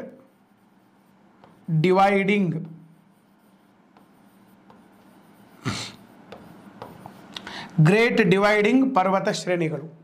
ಯಾಕೆ ಈ ಥರ ಕರೀತಾರ ನೋಡ್ರಿ, ಗ್ರೇಟ್ ಡಿವೈಡಿಂಗ್ ಅಂತ ಯಾಕೆ ಕರೀತಾರೆ ಅಂತಂದರೆ ಎಲ್ಲೇ ಇದ್ದರೂ ಕೂಡ ಇವು ಬೆಟ್ಟಗಳು, ಪರ್ವತಗಳು. ಈಗ ಪರ್ವತಗಳು ಈ ಥರ ಪರ್ವತ ಇರ್ತವೆ. ಪರ್ವತ ಎತ್ತರಿರೋದ್ರಿಂದ ಮಾರುತಗಳು ಬೆಟ್ಟವನ್ನು ಏರ್ತವ, ತಂಪಾಗ್ತವ, ಮಳೆ ಆಗ್ತದೆ. ಬೆಟ್ಟದ ಮೇಲೆ ಮಳೆ ಆಯಿತು ಅಂತಂದರೆ ಅರ್ಧ ನೀರು ಈ ಕಡೆ ಹೋಗ್ತದೆ, ಅರ್ಧ ನೀರು ಈ ಕಡೆ ಹೋಗ್ತದೆ. ಸೇಮ್ ನಮ್ಮ ಪಶ್ಚಿಮ ಘಟ್ಟದಲ್ಲಿ ಹೆಂಗೆ ಆಗ್ತದಲ್ಲ, ಸೇಮ್ ಅದೇ ಸೇಮ್. ಪಶ್ಚಿಮ ಘಟ್ಟದಲ್ಲಿ ಪರ್ವತಗಳಿದ್ದಾವೆ, ಮಳೆ ಆದ ಕೂಡ ಅರ್ಧ ನದಿಗಳು ಈ ಕಡೆ ಪಶ್ಚಿಮಾಭಿಮುಖವಾಗಿ ಹೋಗ್ತವೆ, ಇನ್ನೊಂದಿಷ್ಟು ನದಿಗಳು ಪೂರ್ವಾಭಿಮುಖವಾಗಿ ಹೋಗ್ತವೆ. So west flowing river and east flowing river. ಅಂದರೆ ನಮ್ಮ ಪಶ್ಚಿಮ ಘಟ್ಟಗಳು ಕೂಡ ಒಂಥರ ಡಿವೈಡಿಂಗ್ ರೇಂಜಸ್ ಅನ್ನು ಏನು ಡಿವೈಡ್ ಮಾಡ್ತಾವ, ನದಿ ವ್ಯವಸ್ಥೆ. They will going to divide the South Indian river system. ದಕ್ಷಿಣ ಭಾರತದ ನದಿ ವ್ಯವಸ್ಥೆಯನ್ನು ನಾವು ಡಿವೈಡ್ ಮಾಡುವಂಥವು. ಓಕೆ, ಸೊ ಹೀಗಾಗಿ ನಾವು ಅವುಗಳನ್ನು ಕೂಡ ಡಿವೈಡಿಂಗ್ ಪರ್ವತ ಶ್ರೇಣಿಗಳು ಅಂತ ಕರಿಬೋದು. ಬಟ್ ನಾವು ಅದನ್ನು ಏನಂತ ಮಾಡ್ತೀವಿ, ಡಿವೈಡಿಂಗ್ ಅಂತ ಕರೆಯೋದಿಲ್ಲ. ಅದ್ರ ಬದಲಿ ನಾವೇನು ಮಾಡ್ತೀವಪ್ಪ ಅಂತಂದರೆ, ಸೊ ನಾವು ಪಶ್ಚಿಮ ಘಟ್ಟಗಳು, ವೆಸ್ಟರ್ನ್ ಘಾಟ್ಸ್ ಅಂತೇಳಿ ನಾವು ಕರೆಯುವಂಥದ್ದು. ಈಗ ಇಲ್ಲಿ ಗ್ರೇಟ್ ಡಿವೈಡಿಂಗ್ ಪರ್ವತ ಶ್ರೇಣಿಗಳು ಫಸ್ಟ್ ಇಲ್ಲಿದೆ ನೋಡಿ. ಯಾವ ಭಾಗದಲ್ಲಿದ್ದಾವ? ಆಸ್ಟ್ರೇಲಿಯಾದ ಪೂರ್ವ ಕರಾವಳಿಯಲ್ಲಿ ಬರ್ತವೆ. ಆಸ್ಟ್ರೇಲಿಯಾದ ಪೂರ್ವ ಕರಾವಳಿಯಲ್ಲಿ ಬರ್ತಕ್ಕಂಥ ಪರ್ವತ ಶ್ರೇಣಿಗಳು ಗ್ರೇಟ್ ಡಿವೈಡಿಂಗ್ ಪರ್ವತ ಶ್ರೇಣಿಗಳು. ಆಲ್ಮೋಸ್ಟ್ ಇವು ಆಸ್ಟ್ರೇಲಿಯಾದ ಈಶಾನ್ಯ ಭಾಗದಲ್ಲೇ ಶುರುವಾಗ್ತವೆ. ಆಲ್ಮೋಸ್ಟ್ ನಾರ್ತ್ ಈಸ್ಟಲ್ಲಿ ಶುರುವಾಗ್ತವೆ, ಆಲ್ಮೋಸ್ಟ್ ಸೌತ್ ಈಸ್ಟಲ್ಲಿ ಎಂಡ್ ಆಗ್ತವೆ. ಆಸ್ಟ್ರೇಲಿಯಾ ದೇಶದ ಈಶಾನ್ಯ ಭಾಗದಿಂದ ಹಿಡಿದು ಆಗ್ನೇಯ ಭಾಗದವರೆಗೆ ಪೂರ್ವ ಕರಾವಳಿಯಲ್ಲಿ ಹಬ್ಬಿಕೊಂಡಿರ್ತಕ್ಕಂತಹ ಪರ್ವತ ಶ್ರೇಣಿಗಳು. ಇದನ್ನು ಒಂದು ಸಾರಿ KS ಒಳಗಡೆ ಕೇಳಿದಾನೆ. ಏನು ಕೇಳಿದಾರೆ ಅಂತಂದರೆ, ಗ್ರೇಟ್ ಡಿವೈಡಿಂಗ್ ಪರ್ವತ ಶ್ರೇಣಿಗಳ ಬಗ್ಗೆ ಕೆಳಗಿನ ಯಾವ ಹೇಳಿಕೆಗಳು ಸರಿಯಾಗಿದೆ? Which among the following are the correct statement regarding great dividing range? So ಅಲ್ಲಿ ಫಸ್ಟ್ ಹೇಳಿಕೆ ಇದನ್ನು ಕೊಟ್ಟಿದ್ದಾನೆ. ಗ್ರೇಟ್ ಡಿವೈಡಿಂಗ್ ಪರ್ವತ ಶ್ರೇಣಿಗಳು ಈಶಾನ್ಯ, ಆಸ್ಟ್ರೇಲಿಯಾದ ಈಶಾನ್ಯ ಭಾಗದಿಂದ ಆಸ್ಟ್ರೇಲಿಯಾದ ಆಗ್ನೇಯ ಭಾಗದವರೆಗೆ ಆಸ್ಟ್ರೇಲಿಯಾದ ಪೂರ್ವ ಕರಾವಳಿಯಲ್ಲಿ ಹಬ್ಕೊಂಡಿರ್ತಕ್ಕಂಥ ಪರ್ವತ ಶ್ರೇಣಿಗಳು. ಅಂದರೆ ಎಷ್ಟೋ ಸಾರಿ ಅವು ಎಲ್ಲಿಂದ ಎಲ್ಲಿವರೆಗೆ ಹಬ್ಕೊಂಡಿದ್ದಾವ, ಆ ದೇಶದಲ್ಲಿ ಅಥವಾ ಖಂಡದಲ್ಲಿ ಯಾವ ಭಾಗದಲ್ಲಿ ಅವು ಕಂಡು ಬರ್ತಾವ, ಇದನ್ನೆಲ್ಲ ನಾವು ಒಂದು ಕಡೆ ಏನಪ್ಪ ಅಂತಂದರೆ ತಿಳ್ಕೊಂಡಿರೋಕ್ಕೆ ಸಾಧ್ಯ ಆಗಿರ್ಬೇಕು. ಗ್ರೇಟ್ ಡಿವೈಡಿಂಗ್ ಪರ್ವತ ಶ್ರೇಣಿಗಳು ಯಾಕೆ ಡಿವೈಡಿಂಗ್ ಅಂತ ಕರಿತೀವಿ? ಗ್ರೇಟ್ ಡಿವೈಡಿಂಗ್ ಅಂತಂದರೆ they will going to divide the Australian river system. Okay, next ಇನ್ನು ಇದು ಒಂದನೇ ಪರ್ವತ ಶ್ರೇಣಿ. ಎರಡನೇ ಪರ್ವತ ಶ್ರೇಣಿ ಯಾವುದಪ್ಪ ಅಂತಂದರೆ ಇಲ್ಲಿದು ಡಾರ್ಲಿಂಗ್ ರೇಂಜಸ್ ಅಂತ ಬರ್ತವೆ. ಡಾರ್ಲಿಂಗ್ ರೇಂಜಸ್, ಡಾರ್ಲಿಂಗ್ ಪರ್ವತ ಶ್ರೇಣಿಗಳು, ಡಾರ್ಲಿಂಗ್ ಪರ್ವತ ಶ್ರೇಣಿಗಳು. ಓಕೆ,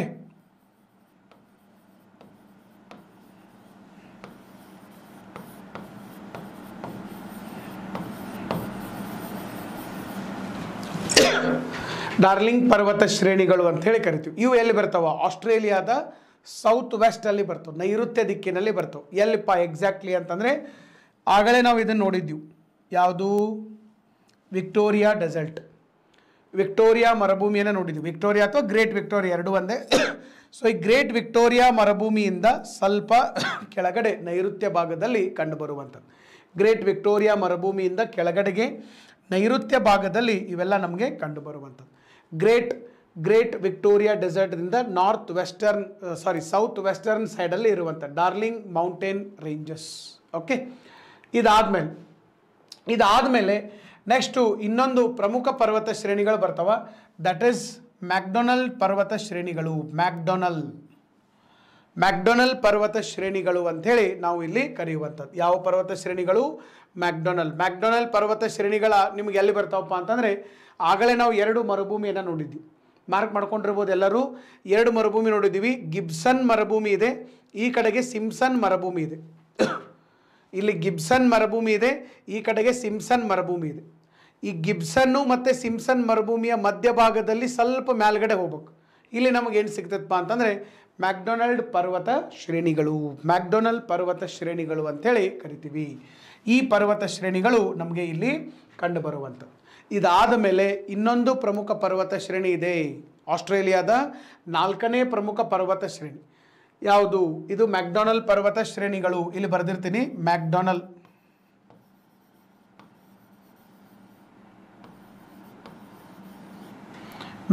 ಪರ್ವತ ಶ್ರೇಣಿ. ಇದಾದಮೇಲೆ ಡಾರ್ವಿನ್ ಪರ್ವತ ಶ್ರೇಣಿಗಳು. Last one. ಇದು ಎಷ್ಟನೇದು? ಇದು 4ನೇದು. First great dividing, second Darling mountain ranges, third MacDonnell, fourth one ಯಾವುದಿದೆ? ಡಾರ್ವಿನ್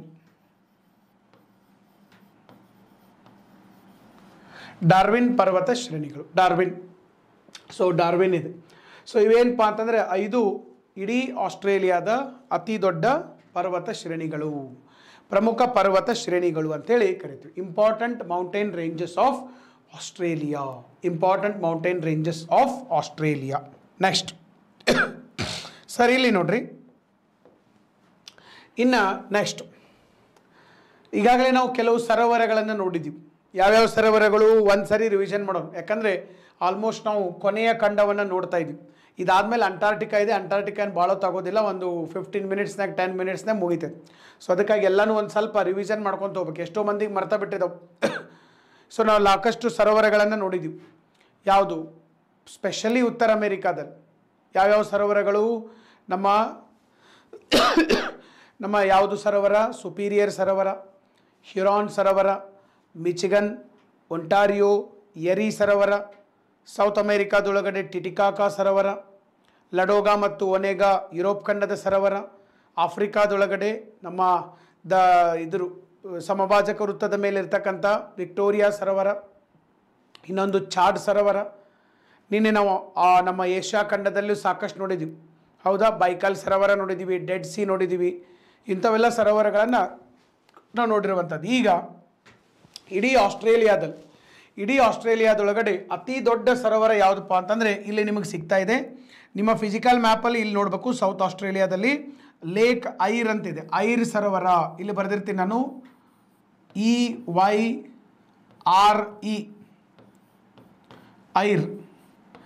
ಐರ್ ಅನ್ನುವಂತಹ ಒಂದು ಸರೋವರ, ಐರ್ ಸರೋವರ, ಐರ್, EYRE, ಐರ್. ಇದು ಆಸ್ಟ್ರೇಲಿಯಾದ ಅತಿ ದೊಡ್ಡ ಸರೋವರ. ಇವನ್ ಇದು ಇಡೀ ಆಸ್ಟ್ರೇಲಿಯಾ ಅಲ್ಲ, ಇಡೀ ಓಷಾನಿಯಾ ಖಂಡದಾಗ ಅತಿ ದೊಡ್ಡದು. ಇದಕ್ಕಿಂತ ದೊಡ್ಡದು ಯಾವುದೂ ಇಲ್ಲ ಸರೋವರ. ನಾಳೆ ನಿಮಗೆ ಏನು ಮಾಡ್ಬೋದು, ಸ್ಪೆಷಲಿ KS ಎಕ್ಸಾಮ್ ಒಳಗಡೆ ಹೊಂದಿಸಿ ಬರೆಯಿರಿ ಒಳಗಡೆ ಕೊಡಬಹುದು. ಹೊಂದಸಕ್ಕೆ ಕೊಡ್ಬೋದು. ಇವ್ರು ನಿಮಗೆ ಯಾವ ಥರ ಹೊಂದಿಸ್ತಾರಂತಂದರೆ, ಸೊ ಇಲ್ಲಿ ಐರ್ ಸರೋವರ ಕೊಡ್ಬೋದು, ಟಿಟಿಕಾಕಾ ಸರೋವರವನ್ನು ಕೊಡ್ಬೋದು, ಆಮೇಲೆ ನೆಕ್ಸ್ಟು ನಿಮಗೆ ಎರಿ ಸರೋವರವನ್ನು ಕೊಡ್ಬೋದು, ಸುಪೀರಿಯರ್ ಸರೋವರವನ್ನು ಕೊಡ್ಬೋದು, ಬೇಕಾದ ಸರೋವರವನ್ನು ಇಲ್ಲಿ ನಿಮಗೆ ಕೊಡಬಹುದು. ಸೊ ಕೊಟ್ಟು ನಿಮಗೆ ಹೊಂದಿಸಿ ಬರೋಕ್ಕೆ ಕೊಡ್ಬೋದು. ಸೊ ಆಸ್ಟ್ರೇಲಿಯಾದ ಅತಿ ದೊಡ್ಡ ಸರೋವರ ಯಾವುದಿದೆಪ್ಪ ಅಂತಂದರೆ ಲೇಕ್ ಐರ್ ಅನ್ನುವಂತಹ ಒಂದು ಸರೋವರ. ಲೇಕ್ ಐರ್ ಅಂತ ಕರಿತೀವಿ. ಐರ್ ಸರೋವರ ಆಸ್ಟ್ರೇಲಿಯಾ ದೇಶದ ಅತಿ ದೊಡ್ಡ ಸರೋವರ, ಐರ್ ಸರೋವರ, ಐರ್, EYRE, ಐರ್ ಅಂತೇಳಿ ನಾವಿಲ್ಲಿ ಕರೆಯುವಂಥದ್ದು. ಓಕೆ, ಇನ್ನು ನೆಕ್ಸ್ಟ್ ಸರ್ ಐರ್ ಸರೋವರ ನಾವು ನೋಡಿದ್ದೀವಿ. ಇನ್ನು ನೆಕ್ಸ್ಟು ಪರ್ವತ, ವೆರಿ ವೆರಿ ಇಂಪಾರ್ಟೆಂಟ್. ಪರ್ವತ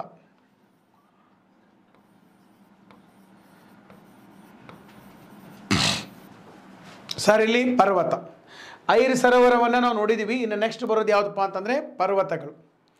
ಈಗ ಆಸ್ಟ್ರೇಲಿಯಾದೊಳಗಡೆ ಅತಿ ದೊಡ್ಡ ಪರ್ವತ ಇಲ್ಲಿಲ್ಲ ಇಡೀ ಖಂಡದೊಳಗಡೆ, ಅದು ಮುಂದೈತಲ್ಲಿ ನಮ್ಮ ನ್ಯೂಜಿಲ್ಯಾಂಡಲ್ಲಿದೆ, ತೋರಿಸ್ತೀನಿ. ಬಟ್ ಆಸ್ಟ್ರೇಲಿಯಾದೊಳಗಡೆ, ಓಕೆ, ಇದಿಷ್ಟೇ. ನಮ್ಮ ಆಸ್ಟ್ರೇಲಿಯಾದೊಳಗಡೆ ಅತಿ ದೊಡ್ಡ ಖಂಡ, ಅತಿ ಎತ್ತರದ ಪರ್ವತ ಅಂತಂದರೆ ಕೊಶಿಯಸ್ಕೋ ಪರ್ವತ. ಇಲ್ಲಿ ಕಾಣ್ತಾ ಇದೆ ನೋಡ್ರಿ, ಕೋಶಿಯುಸ್ಕೋ ಅಂಥೇಳಿ ಇರುವಂಥದ್ದು. ಕೋಶಿಯುಸ್ಕೋ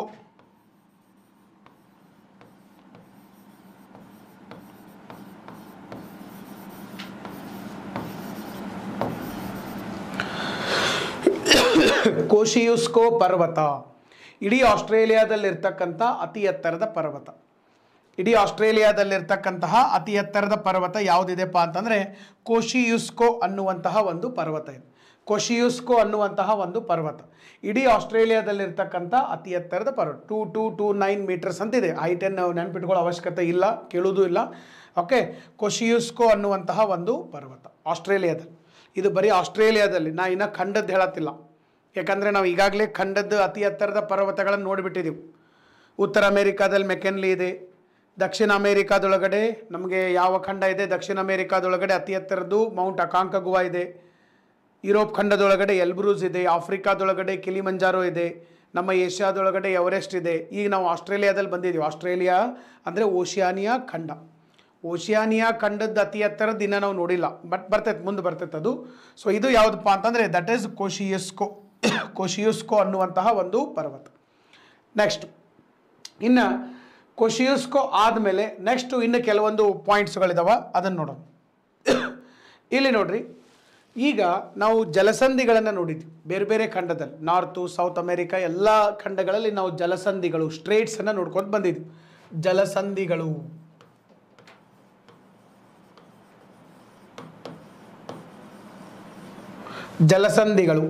streets of the world, important straits of the world, ಜಲಸಂಧಿಗಳು. ಸೊ ಇಲ್ಲಿ ಜಲಸಂಧಿಗಳನ್ನು ನಾವು ನೋಡೋದಾತಂದರೆ ಎಲ್ಲೆಲ್ಲಿದಾವು ಜಲಸಂಧಿಗಳು ನೋಡ್ರಿ ಇಲ್ಲಿ. ಇದು ಆಸ್ಟ್ರೇಲಿಯಾ, ಇದೆಲ್ಲ ಆಸ್ಟ್ರೇಲಿಯಾ ಸರ್. ಕೆಳಗಡೆ ನಮಗೆ ತಾಸ್ಮೇನಿಯಾ ಇದೆ, ಇಲ್ಲಿದೆ ನೋಡಿ ತಾಸ್ಮೇನಿಯಾ. ಆ್ಯಪಲ್ ಭಾಳ ಫೇಮಸ್ ತಾಸ್ಮೇನಿಯಾದೊಳಗಡೆ, ಅದಕ್ಕೆ ಆ್ಯಪಲ್ ಐಲ್ಯಾಂಡ್ ಅಂತಲೇ ಕರೀತಾರೆ ಅದನ್ನು, ತಾಸ್ಮೇನಿಯಾ. ಸೊ ತಾಸ್ಮೇನಿಯಾ ಮತ್ತು ಆಸ್ಟ್ರೇಲಿಯಾ, ತಾಸ್ಮೇನಿಯಾ ಮತ್ತು ಆಸ್ಟ್ರೇಲಿಯಾಗಳ ನಡುವೆ ಇರತಕ್ಕಂಥ ಜಲಸಂಧಿ ಯಾವುದಪ್ಪ ಅಂತಂದರೆ ಬಾಸ್ ಜಲಸಂಧಿ. ಬಾಸ್ ಇಲ್ಲಿ ಬರೆದಿರ್ತೀನಿ ನಾನು, ಬಾಸ್ ಜಲಸಂಧಿ. ಓಕೆ, ಸೊ ಆಸ್ಟ್ರೇಲಿಯಾ ಮತ್ತು ತಾಸ್ಮೇನಿಯಾಗಳ ಮಧ್ಯಭಾಗದಲ್ಲಿರುವಂಥ ಜಲಸಂಧಿ ಯಾವುದಪ್ಪ ಅಂತಂದರೆ ದಟ್ ಈಸ್ ಬಾಸ್ ಜಲಸಂಧಿ. BASS ಬಾಸ್, BASS ಬಾಸ್ ಅಂತ ಕರಿತೀವಿ, ಬಾಸ್ ಜಲಸಂಧಿ, ಆಸ್ಟ್ರೇಲಿಯಾ ಮತ್ತು ತಾಸ್ಮೇನಿಯಾ. ನೆಕ್ಸ್ಟು ಇಲ್ಲಿ ಆಸ್ಟ್ರೇಲಿಯಾ ಇದೆ, ಬಟ್ ಮ್ಯಾಲೆ ಇನ್ನೊಂದು ದೇಶ ಬರ್ತೈತೆ. ಫಾರ್ ಎಕ್ಸಾಂಪಲ್ ಇಲ್ಲಿ ನಾನು ಅದನ್ನು ಡ್ರಾ ಮಾಡಿರ್ತೀನಿ ನೋಡ್ರಿ, ಈ ಥರ ನಮಗೆ ಆಸ್ಟ್ರೇಲಿಯಾ ಬರ್ತದೆ. ಸೊ ಇಲ್ಲಿ ಈ ಪಾರ್ಟನೇ ಇಲ್ಲಿದೆ. ಈಗ ಇಲ್ಲಿ ನೋಡ್ಬೋದು ನೀವು, ಇಲ್ಲಿ ಮೇಲ್ಗಡೆ ನಮಗೆ ಗಿನಿಯಾ ಬರ್ತದೆ, ಪಪುವಾ ನ್ಯೂ ಗಿನಿಯಾ ಬರ್ತೈತಿ ಈ ಥರ. ಓಕೆ, ಸೊ ಈ ಪಪುವಾ ನ್ಯೂ ಗಿನಿಯಾ ಮತ್ತು ಆಸ್ಟ್ರೇಲಿಯಾಗಳ ನಡುವೆ ಇರ್ತಕ್ಕಂಥ ಜಲಸಂಧಿ ಇಲ್ಲೊಂದು ಬರ್ತೈತಿ. ಇದನ್ನು ನಾವು ಟಾರಸ್ ಜಲಸಂಧಿ ಅಂತ ಕರಿತೀವಿ. ಟಾರಸ್, ಸ್ಟ್ರೇಟ್ ಆಫ್ ಟಾರಸ್ ಜಲಸಂಧಿ ಅಂತ ಕರಿತೀವಿ. ಎಲ್ಲಿ ಬರ್ತೈತಿ ಇದು? ಇಲ್ಲಿ ಹಾರ್ನ್ ಐಲ್ಯಾಂಡ್ ಐತಲ್ಲ, ಇಲ್ಲಿಂದ ಇಲ್ಲಿಗೆ ಬರಬೇಕು. ಸೊ ಇಲ್ಲಿ ಆಸ್ಟ್ರೇಲಿಯಾ ಮತ್ತು ಪಪುವಾ ನ್ಯೂ ಗಿನಿಯಾ ಎರಡೂ ದೇಶಗಳ ಗಡಿ ಭಾಗದ ಮಧ್ಯಭಾಗದೊಳಗಡೆ ನಮಗೆ ಒಂದು ಜಲಸಂಧಿ ಬರ್ತದೆ, ಟಾರಸ್ ಜಲಸಂಧಿ. ಇದು ಪಪುವಾ ನ್ಯೂ ಗಿನಿಯಾ ದ್ವೀಪ. ಆ ದ್ವೀಪದೊಳಗಡೆ ಅರ್ಧ ಇಂಡೋನೇಷ್ಯಾ ಇದೆ, ಅರ್ಧ ಓಷಾನಿಯಾ ಖಂಡ ಇದೆ. ಓಕೆ, ಎರಡೂ ಖಂಡಗಳ ನಡುವೆ ಹಂಚಿಕೆಯಾದಂಥ ದ್ವೀಪ. ಇನ್ನೂ ಒಂದು ಸ್ಪೆಷಾಲಿಟಿ ನೀವು ತಿಳ್ಕೊಂಡಿರಬೇಕು, ಈ ಪಪುವಾ ನ್ಯೂ ಗಿನಿಯಾ ಅನ್ನುವಂಥ ದ್ವೀಪ ಏನೈತಲ್ಲ, ಜಗತ್ತಿನೊಳಗಡೆ ವಿಸ್ತೀರ್ಣದಲ್ಲಿ ಎರಡನೇ ಅತಿ ದೊಡ್ಡ ದೇಶ. ಮೊದಲನೇ ಅತಿ ದೊಡ್ಡ ದೇಶ ಅಲ್ಲ, ದ್ವೀಪ. ಮೊದಲನೇ ಅತಿ ದೊಡ್ಡ ದ್ವೀಪ ನಮ್ಮ ಗ್ರೀನ್ಲ್ಯಾಂಡ್ ಇತ್ತು, ಎರಡನೇ ಅತಿ ದೊಡ್ಡ ದ್ವೀಪ ಯಾವುದಿದೆ? Papua New Guinea. Okay, next ಈಗ ಆಸ್ಟ್ರೇಲಿಯಾ ಮತ್ತು ನ್ಯೂ ಗಿನಿಯಾ ನಡುವೆ ಇರ್ತಕ್ಕಂಥ ಜಲಸಂಧಿಯನ್ನು ನಾವು ಯಾವ ಜಲಸಂಧಿ ಅಂತ ಕರಿತೀವಿ? ಟಾರಸ್ ಜಲಸಂಧಿ ಅಂತ ಕರಿತೀವಿ. ಇನ್ನು ಆಸ್ಟ್ರೇಲಿಯಾ ಮತ್ತು ಈ ಕಡೆ ತಾಸ್ಮೇನಿಯಾ ನಡುವೆ ಇರ್ತಕ್ಕಂಥ ಜಲಸಂಧಿಯನ್ನು ಬಾಸ್ ಜಲಸಂಧಿ ಅಂಥೇಳಿ ಕರೆಯುವಂಥದ್ದು. ಬಾಸ್, BASS ಬಾಸ್ ಅಂಥೇಳಿ ಕರಿತೀವಿ. ಇನ್ನು ಇವು ಜಲಸಂಧಿಗಳು ಎರಡೂ ಭಾಳ ಪ್ರಮುಖವಾದಂಥವು. ಇನ್ನೂ ಒಂದು ಜಲಸಂಧಿ ಇದೆ, ಅದು ಇಲ್ಲಿಲ್ಲ, ನ್ಯೂಜಿಲ್ಯಾಂಡ್ ಒಳಗಡೆ ಇರುವಂಥದ್ದು. ನ್ಯೂಜಿಲ್ಯಾಂಡ್ ಒಳಗಡೆ ಇಲ್ಲಿ ಸಿಗ್ತದೆ, ಇಲ್ಲಿ ನಾವು ನೋಡ್ಬೋದು ನ್ಯೂಜಿಲ್ಯಾಂಡ್. ಒಂದೇ ನಿಮಿಷ. ಓಕೆ, ಇಲ್ಲಿ ನಮಗೆ ನ್ಯೂಜಿಲ್ಯಾಂಡ್ ಬಂತು. ಇದು ನ್ಯೂಜಿಲ್ಯಾಂಡ್. ಇದು ಎಲ್ಲಿ ಬರ್ತೈತೆ ಅಂತ ಮೊದಲು ಹೇಳಿರ್ತೀನಿ ನಾನು ನಿಮಗೆ. ಇದು ನಮಗೆ ಆಸ್ಟ್ರೇಲಿಯಾ, ಇದು ಆಸ್ಟ್ರೇಲಿಯಾ. ಇಲ್ಲಿ ನಮಗೆ ಏನಿತ್ತಪ್ಪ ಅಂತಂದರೆ ಪಪುವಾ ನಮ್ಮ ತಾಸ್ಮೇನಿಯಾ ಇತ್ತು. ಇಲ್ಲಿ ಕೆಳಗಡೆ ಏನಂತಂದರೆ ಇದು ನ್ಯೂಜಿಲ್ಯಾಂಡ್ ಬರ್ತದೆ. ಓಕೆ, ಲೊಕೇಶನ್ ಗೊತ್ತಾಗಬೇಕು, ಯಾಕಂದರೆ ಅದು ಮ್ಯಾಪ್ ಇದೊಂದು ಡಿಫ್ರೆಂಟ್ ಸ್ಲೈಡ್ ಇದೆ, ಅದೊಂದು ಡಿಫ್ರೆಂಟ್ ಸ್ಲೈಡ್ ಇದೆ. ಸೊ ಇಲ್ಲಿ ಆಸ್ಟ್ರೇಲಿಯಾ ಇದೆ, ಆಸ್ಟ್ರೇಲಿಯಾದ ಕೆಳಗಡೆಗೆ ತಾಸ್ಮೇನಿಯಾ ಇದೆ, ಈ ಕಡೆ ಯಾವುದಿದೆ? ನ್ಯೂಜಿಲ್ಯಾಂಡ್ ಇದೆ. ನ್ಯೂಜಿಲ್ಯಾಂಡನ್ನು ನಾವು ಏನು ಮಾಡ್ತೀವಿ ಅಂತಂದರೆ ಎರಡು ದ್ವೀಪಗಳಾಗಿ ವಿಂಗಡಣೆ ಮಾಡ್ತೀವಿ. ಇದು ಒಂದನೇ ದ್ವೀಪ, ಇದು ಎರಡನೇ ದ್ವೀಪ. ಇಲ್ಲಿ ನಮಗೆ ಆಸ್ಟ್ರೇಲಿಯಾ ಬರ್ತೈತಿ, ಇಲ್ಲಿ ಆಸ್ಟ್ರೇಲಿಯಾದ ಕೆಳಗಡೆ ಇಲ್ಲಿ ಬರ್ತೈತಿ, ಇಲ್ಲಿ ಆಸ್ಟ್ರೇಲಿಯಾದ ಕೆಳಗಡೆ ಇಲ್ಲಿ ಬರ್ತೈತಿ. ಮೊನ್ನೆ ನಮಗೆ ಒಂದು PSI ಎಕ್ಸಾಮ್ ಒಳಗಡೆ PSI ಎಕ್ಸಾಮ್ದಾಗ ಕ್ವಶನ್ ಬಂದೈತಿ. ಏನು ಕ್ವಶನ್ ಬಂದೈತೆ ಅಂದರೆ, ಇಲ್ಲಿ ಆಸ್ಟ್ರೇಲಿಯಾ ಇದೆ, ಇಲ್ಲಿ ನ್ಯೂಜಿಲ್ಯಾಂಡ್ ಇದೆ. ಆಸ್ಟ್ರೇಲಿಯಾ ಮತ್ತು ನ್ಯೂಜಿಲ್ಯಾಂಡ್ಗಳನ್ನು ಬೇರ್ಪಡಿಸಿದ ಸಮುದ್ರ ಯಾವುದು ಅಂತ ಕೇಳಿದ್ದಾನೆ. ಯಾವ ಸಮುದ್ರ? ತಾಸ್ಮನ್ ಸಮುದ್ರ. ಇದು ಭಾಳ ಇಂಪಾರ್ಟೆಂಟ್ ಆಗಿ ಭಾಳಷ್ಟು ಜನ ಇದನ್ನು ಬರೆದು ಬಂದಿದ್ದರು. ಯಾಕಂದರೆ ಅವಾಗ ಆಸ್ಟ್ರೇಲಿಯಾ ನ್ಯೂಜಿಲ್ಯಾಂಡು ಕ್ರಿಕೆಟು ಫೈನಲ್ ಎಲ್ಲ ಬಂದಿದ್ದರು. ಸೊ ಆಸ್ಟ್ರೇಲಿಯಾನೂ ನ್ಯೂಸ್ನಾಗಿತ್ತು, ನ್ಯೂಜಿಲ್ಯಾಂಡು ನ್ಯೂಸ್ನಾಗಿತ್ತು. ಸೊ ಎರಡೂ ದೇಶದ ಒಂದು ನ್ಯೂಸ್ನಲ್ಲಿ ಇದ್ದಿದ್ದರಿಂದ ಹಂಗೆ ಯಾವ ನ್ಯೂಸ್ನಾಗ ಇರ್ತಾವಲ್ಲ ದೇಶಗಳು ಅವನು ಬಿಡಬಾರ್ದು, ಪಕ್ಕ ಅಲ್ಲಿಂದನೇ ಬರ್ತಾವೆ ಕ್ವಶನ್ಗಳು, ನೆನ್ಪಿಟ್ಕೊಂಡಿರಿ. ಓಕೆ, ಸೊ ತಾಸ್ಮನ್ ಸಮುದ್ರ ಯಾವ ಎರಡು ದೇಶಗಳನ್ನು ಬೇರ್ಪಡಿಸ್ತದೆ? ನ್ಯೂಜಿಲ್ಯಾಂಡ್ ಮತ್ತು ಆಸ್ಟ್ರೇಲಿಯಾ ದೇಶಗಳನ್ನು ಬೇರ್ಪಡಿಸುವಂಥದ್ದು. ಓಕೆ, ಇಲ್ಲಿ ನೋಡ್ರಿ, ಈಗ ಈ ನ್ಯೂಜಿಲ್ಯಾಂಡ್ ದ್ವೀಪವನ್ನು ನಾವು ಏನು ಮಾಡಿದ್ದೀವಿ? ಒಂದು ಉತ್ತರದ ದ್ವೀಪ, ಇನ್ನೊಂದು ದಕ್ಷಿಣದ ದ್ವೀಪ ಅಂತೇಳಿ ನಾವು ಬೇರ್ಪಡಿಸಿದ್ವಿ. ಒಂದು ನಾರ್ದರ್ನ್ ಐಲ್ಯಾಂಡ್, ಇನ್ನೊಂದು southern island of New Zealand. So ಈಗ ಈ ಉತ್ತರದ ದ್ವೀಪ ಮತ್ತು ದಕ್ಷಿಣದ ದ್ವೀಪವನ್ನು ಬೇರ್ಪಡಿಸಿದಂತಹ ಒಂದು ಜಲಸಂಧಿ ಇದೆ, ಸ್ಟ್ರೇಟ್ ಇದೆ, ದಟ್ ಈಸ್ ಕೂಕ್ ಜಲಸಂಧಿ. ಇಲ್ಲೇ ಇತ್ತು ಕೂಕ್ ಜಲಸಂಧಿ, ಇಲ್ಲೇ ಇದ್ರ ಪಕ್ಕದಲ್ಲೇ ಬರ್ತೈತೆ. ವೆಲ್ಲಿಂಗ್ಟನ್ ಅಂದ್ರೆ ಏನಿದು? Capital city, New Zealand's capital. New Zealand ದೇಶದ ರಾಜಧಾನಿ ವೆಲ್ಲಿಂಗ್ಟನ್. ನ್ಯೂಜಿಲ್ಯಾಂಡ್ ದೇಶದ ರಾಜಧಾನಿ ಯಾವುದಿದೆ? ವೆಲ್ಲಿಂಗ್ಟನ್. ಓಕೆ, ಇದ್ರದ್ದು ಒಂದು ಸ್ಪೆಷಾಲಿಟಿ ಐತೆ ಸರ್. ಮತ್ತು ವೆಲ್ಲಿಂಗ್ಟನ್ದು ಏನು ಸ್ಪೆಷಾಲಿಟಿಪ್ಪ ಅಂತಂದರೆ, this is the southern most capital city on planet earth. ಇಡೀ ಭೂಮಿಯ ಮೇಲೆ ಅತ್ಯಂತ ದಕ್ಷಿಣಕ್ಕಿರುವಂತಹ ರಾಜಧಾನಿ. ಇಡೀ ಭೂಮಿಯ ಮೇಲೆ ಅತ್ಯಂತ ದಕ್ಷಿಣಕ್ಕಿರುವಂಥ ರಾಜಧಾನಿ ಯಾವುದಪ್ಪ ಅಂತಂದರೆ that is the Wellington. Wellington ಅನ್ನುವಂತಹ ಒಂದು ರಾಜಧಾನಿ ನೆನ್ಪಿಟ್ಕೊಡಿ, ನ್ಯೂಜಿಲ್ಯಾಂಡ್ ದೇಶದ ರಾಜಧಾನಿ. ಇನ್ನು ಕೂಕ್ ಜಲಸಂಧಿ ಯಾವ ಎರಡು ಭಾಗಗಳನ್ನು ಬೇರ್ಪಡಿಸ್ತೈತೆ ಅಂದರೆ ನ್ಯೂಜಿಲ್ಯಾಂಡ್ ದೇಶದ ಉತ್ತರ ಭಾಗ ಮತ್ತು ದಕ್ಷಿಣ ಭಾಗಗಳನ್ನು ಇದು ಬೇರ್ಪಡಿಸುವಂಥದ್ದು.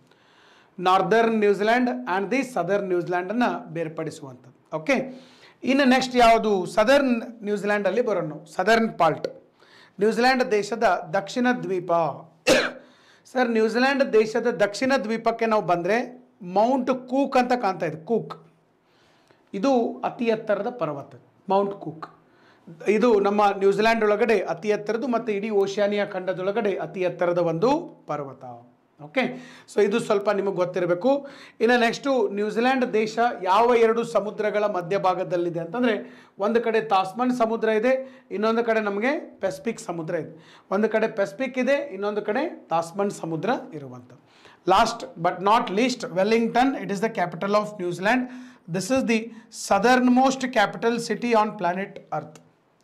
ಇಡೀ ಭೂಮಿಯ ಮೇಲೆ ಅತ್ಯಂತ ದಕ್ಷಿಣಕ್ಕಿರುವಂತಹ ಒಂದು ಏನಪ್ಪ ಕ್ಯಾಪಿಟಲ್ ಸಿಟಿ ಅಂತಂದರೆ ನ್ಯೂಜಿಲ್ಯಾಂಡ್ ದೇಶದ ಕ್ಯಾಪಿಟಲ್ ಸಿಟಿ ವೆಲ್ಲಿಂಗ್ಟನ್. ಓಕೆ, ಇನ್ನು ಇಲ್ಲಿ ನೋಡ್ರಿ, ಇನ್ನೊಂದು ಲಾಸ್ಟ್ ಪಾಯಿಂಟ್ ಇದೆ.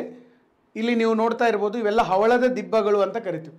ಇದು ಇದರೊಳಗಡೆ ಎಲ್ಲಿ ನಮ್ಮ ಆಸ್ಟ್ರೇಲಿಯಾದೊಳಗಡೆ ಭಾರಿ ಫೇಮಸ್ ಇದೆ. ಆಸ್ಟ್ರೇಲಿಯಾದಾಗ ಭಾಳ ಫೇಮಸ್ ಇದೆ ಹವಳದ ದಿಬ್ಬಗಳು. ಹವಳದ ದಿಬ್ಬಗಳು, great barrier reef of Australia, ಅಥವಾ ಇದನ್ನು ನಾವು ಏನಂತ ಕರಿಬೋದು? ಕೋರಲ್ ರೀಫ್ ಅಂತಲೂ ಕರಿತೀವಿ. Coral reef, great barrier reef of Australia. Great barrier reef of Australia, ಅಥವಾ ನಾವು ಇನ್ನೊಂದು ಏನಂತ ಕರಿತೀವಪ್ಪ ಅದನ್ನು ಕೋರಲ್ ರೀಫ್ ಅಂಥೇಳಿ ಕರೆಯುವಂಥ sir. Coral reef, great barrier reef of Australia. Okay, this you should know. So ಈಗ ಇಲ್ಲಿ ಏನಪ್ಪ ಇದು ಸರ್? ಇದು ಜಗತ್ತಿನೊಳಗಡೆ ಇವುಗಳನ್ನು ಹವಳದ ದಿಬ್ಬಗಳು ಅಂತಲೂ ಕರೀತಾರೆ. ಹವಳದ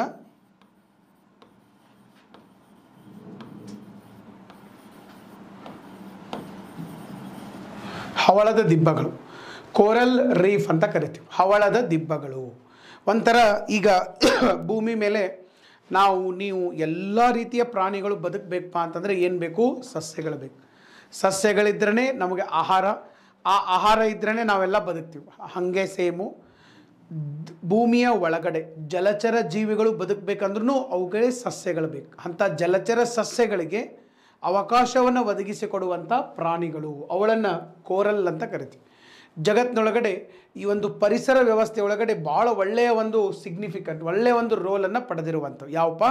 ಕೋರಲ್ ರೀಫ್ಸ್, ಹವಳದ ದಿಬ್ಬಗಳು ಅಂಥೇಳಿ ನಾವು ಇವುಗಳನ್ನು ಕರಿತೀವಿ. ಇದು ಯುನೆಸ್ಕೋ ಪಾರಂಪರಿಕ ಪಟ್ಟಿಯಲ್ಲಿ ಕೂಡ ಇರುವಂಥದ್ದು. ಯುನೆಸ್ಕೋ ಕೇಳಿರ್ಬೋದಲ್ಲ, ಯುನೆಸ್ಕೋ ಎಲ್ಲರೂ ಯುನೆಸ್ಕೋ ಲಾಂಗ್ ಫಾರ್ಮ್ ಏನು ಹೇಳಕ್ಕೆ ಸಾಧ್ಯ ಆಗಿರಬೇಕು, ನೆನಪು ಮಾಡ್ಕೊಳ್ಳೋಕೆ ಸಾಧ್ಯ ಆಗಿರಬೇಕು. ಯುನೆಸ್ಕೋ ಲಾಂಗ್ ಫಾರ್ಮ್ ಏನಿದೆ ಅಂಥೇಳಿ, UNESCO long form United Nations Educational Scientific and Cultural Organization. UNESCO, ಇನ್ನೊಮ್ಮೆ ಹೇಳ್ತೀನಿ, United Nations Educational Scientific and Cultural Organization, UNESCO ಅಂಥೇಳಿ ಕರೆಯುವಂಥದ್ದು. ಯುನೆಸ್ಕೋ ಪಾರಂಪರಿಕ ಪಟ್ಟಿಯನ್ನು ಬಿಡುಗಡೆ ಮಾಡ್ತಾರೆ. ಓಕೆ, ಸೊ ಇಡೀ ಜಗತ್ತಿನೊಳಗಡೆ ಪಾರಂಪರಿಕ ತಾಣಗಳು, ಹೆರಿಟೇಜ್ ಲಿಸ್ಟನ್ನು ಬಿಡುಗಡೆ ಮಾಡಿರ್ತಾರೆ, ಯುನೆಸ್ಕೋ ಅಂಥೇಳಿ ಕರಿತೀವಿ. ಸೊ ಈಗ ಇಲ್ಲಿ ನೋಡ್ರಿ ಸರ್, ಈಗೇನಪ್ಪ ಅಂತಂದರೆ ಇಲ್ಲಿ ಯುನೆಸ್ಕೋದವರ ಪಟ್ಟಿ ಒಳಗಡೆ ಇವು ಕೂಡ ಸ್ಥಾನ ಪಡೆದಿರುವಂಥವು. Great barrier reef of Australia. Okay, great barrier reef of Australia. So this you should remember. Next sir, ಇನ್ನು ನೋಡ್ರಿ ಸರ್, ಇನ್ನು ನಾವು ಏನು ಮಾಡ್ಬೇಕಪ್ಪ ಅಂತಂದರೆ ಗ್ರೇಟ್ ಬ್ಯಾರಿಯರ್ ರೀಫ್ನು ಆಯಿತು, ಇದು ಆಯಿತು. ಸೊ ಇನ್ನು ಇವು ಇತ್ತೀಚೆಗೆ ನಶಿಸ್ತಾ ಹೋಗ್ತಾ ಇದ್ದವು. ಯಾಕಂದರೆ ಇವು ಸೂರ್ಯನ ಬೆಳಕಿನಿಂದ ಆಹಾರ ತಯಾರು ಮಾಡ್ಕೋತಾವ, ಬಟ್ ಸಮುದ್ರದಲ್ಲಿ ಕಲುಷಿತವಾದಂಥ ನೀರು, ಕೆಮಿಕಲ್ ವಾಟರ್, ಇಂಡಸ್ಟ್ರಿಯಲ್ ವಾಟರ್ ಎಲ್ಲ ಬರ್ತಾ ಇರೋದ್ರಿಂದ ದಿನೇ ದಿನೇ ಕ್ಷೀಣಿಸ್ತಾ ಹೋಗ್ತಾ ಇದ್ದವು. ಇದರಿಂದ ನಮ್ಮ ಜೀವ ಪರಿಸರ ವ್ಯವಸ್ಥೆ ಅದು ಕೂಡ ಹಾಳಾಗ್ತಾ ಹೋಗ್ತಾ ಇರುವಂಥದ್ದು. Okay, so this is all about Australia. ಇದು ಆಸ್ಟ್ರೇಲಿಯಾ ಖಂಡದ ಬಗ್ಗೆ. ಇಲ್ಲೇನದಾವಲ್ಲ ಇವನ್ನೆಲ್ಲ ನಾವು ಕೋರಲ್ ರೀಫ್ಸ್ ಅಂತೇಳಿ ಕರಿತೀವಿ. ಸಮುದ್ರದ ಕೆಳಭಾಗದೊಳಗಡೆ ಈ ಒಂದು ಕೋರಲ್ ರೀಫ್ಸ್ ನಮಗೆ ಕಂಡು ಬರುವಂಥದ್ದು. ಓಕೆ, ಸೊ ಇದು ಆಸ್ಟ್ರೇಲಿಯಾ ಅಥವಾ ಓಷಿಯಾನಿಯಾ ಖಂಡದ ಬಗ್ಗೆ ಇರ್ತಕ್ಕಂಥ ಮಾಹಿತಿ. ಪ್ರಮುಖ ಪರ್ವತಗಳು, ಪರ್ವತ ಶ್ರೇಣಿಗಳು, ಆಮೇಲೆ ಅಲ್ಲಿರ್ತಕ್ಕಂಥ ಸರೋವರಗಳು, ಅಲ್ಲಿರ್ತಕ್ಕಂಥ ಪ್ರಮುಖ ನಗರಗಳು, ಜಲಸಂಧಿಗಳು, ಇವನ್ನೆಲ್ಲ, ಆಮೇಲೆ ಸಮುದ್ರಗಳು ನಾವು ನೋಡಿದ್ವಿ. ಇನ್ನು ನೆಕ್ಸ್ಟು ನಾವು 6 ಖಂಡಗಳನ್ನು ನೋಡ್ದಂಗಾಯ್ತು. 7ನೇ ಖಂಡ ಒಂದಿದೆ. 7ನೇ ಖಂಡ ಒಂದಿದೆ, ಅದನ್ನ ಬಗ್ಗೆ ಜಾಸ್ತಿ ಕ್ವಶನ್ಗಳು ಬರುವುದಿಲ್ಲ, ಅಲ್ಲಿ ಭಾಳ ಏನು ಪಾಯಿಂಟ್ಸ್ ಇಲ್ಲ, ಬಟ್ ಆದರೂ ನಾವು ಒಂದು ಸ್ವಲ್ಪ ಅದನ್ನು ನೋಡೋಣ. ಯಾವುದಪ್ಪ ಅಂತಂದರೆ ದಟ್ ಈಸ್ ಅಂಟಾರ್ಟಿಕಾ ಖಂಡ. ಅಂಟಾರ್ಕ್ಟಿಕಾ ಅಂಥೇಳಿ ಕರಿತೀವಿ. ಇಲ್ಲೇನು ಕಾಣ್ತಾ ಇದೆಯಲ್ಲ, ದಿಸ್ ಈಸ್ ಅಂಟಾರ್ಕ್ಟಿಕಾ ಖಂಡ. ಇದನ್ನು ನೀವು ಬರೋಕ್ಕೆ ಸಾಧ್ಯ ಆಗಿರ್ಬೇಕು. ನಿಮ್ಮ ಒಂದು ಮ್ಯಾಪ್ ಒಳಗಡೆ ನಿಮ್ಮ ಅಟ್ಲಾಸ್ ಒಳಗಡೆ ಅಂಟಾರ್ಟಿಕಾ ಖಂಡವನ್ನು ಓಪನ್ ಮಾಡಿರಿ. ಇದ್ರ ಬಗ್ಗೆ ಏನು ಭಾಳ ಮಾಹಿತಿ ಇಲ್ಲ, ಸ್ವಲ್ಪ ಮಾಹಿತಿ ಐತಿ, ಬಟ್ ನಾನು ಹೇಳಿರ್ತೀನಿ ನಿಮಗೆ, ಲಕ್ಷ್ಯದಾಗ ಇಟ್ಕೊಂಡ್ರಿ. ಅಂಟಾರ್ಟಿಕಾ ಖಂಡದ ಬಗ್ಗೆ ಒಂದೆರಡು ಪಾಯಿಂಟ್ ಹೇಳ್ಬೇಕಪ್ಪ ಅಂತಂದರೆ, ಇದು ದಕ್ಷಿಣಾರ್ಧಗೋಳದಲ್ಲಿದೆ. ಈಗ ಇದು ಭೂಮಿ ಅಂತ ತಿಳ್ಕೊಂಡ್ರೆ ಇಲ್ಲೆಲ್ಲ ಖಂಡಗಳು ಹಿಂಗಿದ್ದು, ಇದು ಎಲ್ಲೈತಪ್ಪ ಅಂತಂದರೆ ಇಲ್ಲೈತಿ. ಇದನ್ನು ನೋಡ್ಬೇಕಂದ್ರೆ ಹಿಂಗೆ ತೊಗೋಬೇಕು ನೀವು, ಬಾಟಮ್ ವ್ಯೂ ತೊಗೋಬೇಕು. ಓಕೆ, ಸೊ ಈ ರೀತಿಯಾಗಿ ಇರುವಂಥದ್ದು. ಸೊ ಅಂಟಾರ್ಟಿಕಾ ಬಗ್ಗೆ ಹೇಳ್ಬೇಕಂದ್ರೆ ಜಗತ್ತಿನ 90% ಮಂಜುಗಡ್ಡೆ ಇದೇ ಖಂಡದಲ್ಲಿ ಇರುವಂಥದ್ದು. ಜಗತ್ತಿನ 90% ಮಂಜುಗಡ್ಡೆ ಅಂಟಾರ್ಟಿಕಾ ಖಂಡದಲ್ಲಿದೆ. 90% ಮಂಜುಗಡ್ಡೆ. ಆಮೇಲೆ ಅಂಟಾರ್ಟಿಕಾ ಖಂಡದ 98% ಮಂಜುಗಡ್ಡೆ ಇದೆ. ನೋಡ್ರಿ, ಎರಡಕ್ಕೂ ಡಿಫ್ರೆನ್ಸ್ ಗೊತ್ತಾಗಬೇಕು. ಅಂದರೆ 98% ಅಂಟಾರ್ಟಿಕಾದಲ್ಲಿ ಮಂಜುಗಡ್ಡೆ ಇದೆ, ಆಮೇಲೆ ಪ್ಲಸ್ 2% ಭೂಭಾಗ ಇದೆ. ಹಿಮಾಲಯದಲ್ಲಿ ಬೆಟ್ಟಗಳಿದಾವೆ, ಬೆಟ್ಟದ ಮೇಲೆ ಐಸ್ ಬೀಳ್ತೈತಿ. ಇಲ್ಲಿ ಹಂಗಲ್ಲ, ಇಲ್ಲಿ ಡೈರೆಕ್ಟ್ ಐಸನ್ನ ಐತಿ. ಓಕೆ, ಸೊ ಈಗ 90% ನಮಗೇನಿದೆ, ಜಗತ್ತಿನ 90% ಮಂಜುಗಡ್ಡೆ ಅಂಟಾರ್ಟಿಕಾದಲ್ಲಿದೆ. ಇನ್ನು 10% ಬೇರೆ ಬೇರೆ ಕಡೆ, ಹಿಮಾಲಯ, ಆಲ್ಪ್ಸು, ಆ್ಯಂಡೀಸು, ರಾಕೀಸು ಬೇರೆ ಬೇರೆ ಕಡೆ ಅದಾವೆ. 90% ಇಲ್ಲೇ ಇರುವಂಥದ್ದು. ಇಲ್ಲಿ ನಿಮಗೆ ನೋಡಿದ್ರೇ ಗೊತ್ತಾಗ್ತದೆ, ಆಲ್ಮೋಸ್ಟ್ ಖಂಡ ಕೆಳಗಡೆ ಬರ್ತೈತೆ. ಇದು ಇಲ್ಲಿ ನೋಡ್ರಿ, ಇದು ಆಸ್ಟ್ರೇಲಿಯಾದ ಕೆಳಭಾಗ, ಇದು ಆಫ್ರಿಕಾದ ಕೆಳಭಾಗ, ಇದು ಸೌತ್ ಅಮೇರಿಕಾದ ಕೆಳಭಾಗ, ಎಲ್ಲ ಕೆಳಭಾಗ, ಭೂಮಿಯ ಕೆಳಗಡೆ ಬರ್ತೈತಿ ಗೋಳ. ಓಕೆ, ನೆಕ್ಸ್ಟ್ 98% ಮಂಜುಗಡ್ಡೆ ಇದೆ, 2% ನಮಗೆ ಇಲ್ಲಿ ಭೂಭಾಗ ಇರುವಂಥದ್ದು. ಇನ್ನು ನೆಕ್ಸ್ಟು ಸರ್, ನೆಕ್ಸ್ಟ್ ನೀವು ನೋಡ್ಬೇಕಂತಂದರೆ ಇದನ್ನು ಕಾಂಟಿನೆಂಟ್ ಆಫ್ ಸೈನ್ಸ್ ಅಂತ ಕರಿತೀವಿ. ಕಾಂಟಿನೆಂಟ್ ಆಫ್ ಸೈನ್ಸ್ ಯಾಕೆ? ವಿಜ್ಞಾನದ ಖಂಡ ಅಂಥೇಳಿ ಇದನ್ನು ನಾವು ಕರೆಯುವಂಥದ್ದು. ಸರ್, ಯಾಕೆ ನಾವು ಇದನ್ನು ವಿಜ್ಞಾನದ ಖಂಡ ಅಂತ ಕರಿತೀವಿ ಅಂತಂದರೆ, ಇಲ್ಲಿ ಸಾಕಷ್ಟು ವೈಜ್ಞಾನಿಕ ಸಂಶೋಧನೆಗಳು ನಡೀತವೆ. ಬೇರೆ ಬೇರೆ ದೇಶಗಳು, ಅಮೇರಿಕಾ ಇರ್ಬೋದು, ಯುರೋಪ್ ಖಂಡದ ದೇಶಗಳಿರ್ಬೋದು, ಅಥವಾ ಆಸ್ಟ್ರೇಲಿಯಾ ಇರ್ಬೋದು, ನಮ್ಮ ಭಾರತ ದೇಶ ಇರ್ಬೋದು, ಚೈನಾ, ರಷ್ಯಾ, ಜಪಾನ್, ಭಾಳಷ್ಟು ದೇಶಗಳು ಅಲ್ಲಿ ಏನು ಮಾಡ್ತಿರ್ತಾವಪ್ಪ ಅಂತಂದರೆ ತಮ್ಮ ವೈಜ್ಞಾನಿಕ ಸಂಶೋಧನೆಗಳನ್ನು ಮಾಡ್ತಾ ಇರ್ತಾವೆ. ವೈಜ್ಞಾನಿಕವಾದಂಥ ಸಂಶೋಧನೆಗಳು, ಅವರು ತಮ್ಮದೇ ಆದಂಥ ವೈಜ್ಞಾನಿಕ ಸಂಶೋಧನಾ ಕೇಂದ್ರಗಳನ್ನು ಕೂಡ ಸ್ಥಾಪನೆ ಮಾಡಿರುವಂಥದ್ದು. ಓಕೆ, ವೈಜ್ಞಾನಿಕ ಸಂಶೋಧನಾ ಕೇಂದ್ರಗಳನ್ನು ಕೂಡ ಸರ್ ಇವರು ಸ್ಥಾಪನೆ ಮಾಡಿರುವಂಥದ್ದು. Okay, so continent of science ಅಂತ ಕರಿತೀವಿ. ನೆಕ್ಸ್ಟ್, ಪೆಂಗ್ವಿನ್ಗಳ ಖಂಡ ಅಂತಲೂ ಕರೀತಾರೆ, ಕಾಂಟಿನೆಂಟ್ ಆಫ್ ಪೆಂಗ್ವಿನ್. ಯಾಕಂದರೆ ಪೆಂಗ್ವಿನ್ಗಳು ಭಾಳ ಪ್ರಮಾಣದೊಳಗಡೆ ಇಲ್ಲಿ ನಮಗೆ ಕಂಡು ಬರುವಂಥದ್ದು. ಮತ್ತು ಇನ್ನೊಂದು ಏನಪ್ಪ ಅಂಟಾರ್ಟಿಕಾದ್ದು ಸ್ಪೆಷಾಲಿಟಿ ಅಂತಂದರೆ, 6 ತಿಂಗಳು ಇಲ್ಲಿ ಹಗಲಿರ್ತದೆ, 6 ತಿಂಗಳು ರಾತ್ರಿ ಇರ್ತದೆ. 6 ತಿಂಗಳು ಸೂರ್ಯ ಇಲ್ಲಿ ಮುಳುಗೋದೇ ಇಲ್ಲ, ಸೂರ್ಯನ ಬೆಳಕು ಬರ್ತಾನೆ ಇರ್ತದೆ, ನಸು ಬೆಳಕು, ಟ್ವಿಲೈಟ್ ಅಂತ ಕರಿತೀವಿ. ಮತ್ತು ಇನ್ನು 6 ತಿಂಗಳು ಏನಂತಂದರೆ ಕತ್ಲಿರ್ತದೆ, ಸೂರ್ಯ ಹುಟ್ಟಂಗೇ ಇಲ್ಲ. 6 ತಿಂಗಳು ಸೂರ್ಯ ಇರೋದಿಲ್ಲ, ಇನ್ನು 6 ತಿಂಗಳು ಸೂರ್ಯ ಇರ್ತಾನೆ.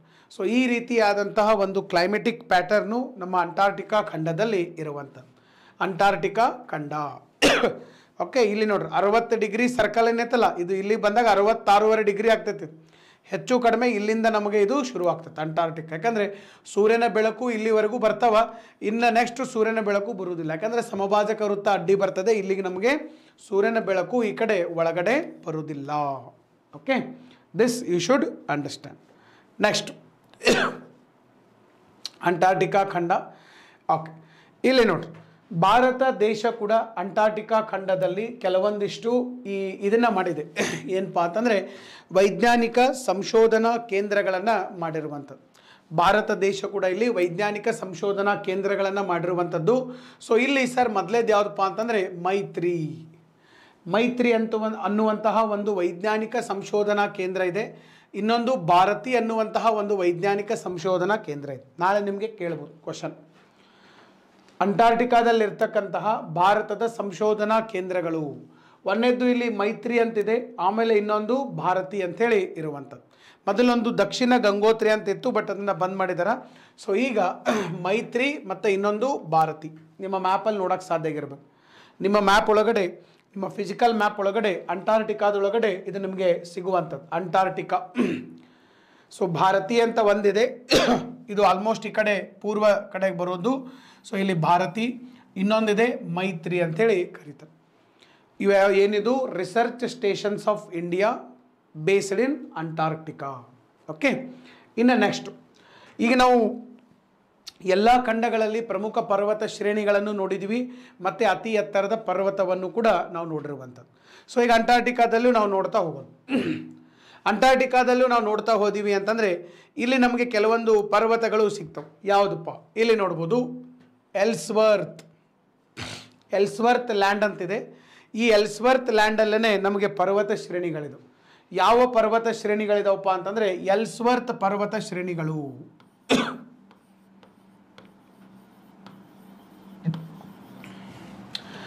ಎಲ್ಸ್ವರ್ತ್ ಪರ್ವತ ಶ್ರೇಣಿಗಳು ಅಂತ ಕರಿತೀವಿ. ಇವು ಇಡೀ ನಮ್ಮ ಈ ಒಂದು ಅಂಟಾರ್ಟಿಕಾದಲ್ಲಿರ್ತಕ್ಕಂಥ ಪ್ರಮುಖ ಪರ್ವತ ಶ್ರೇಣಿಗಳು ಎಲ್ಸ್ವರ್ತ್ ಪರ್ವತ ಶ್ರೇಣಿಗಳು.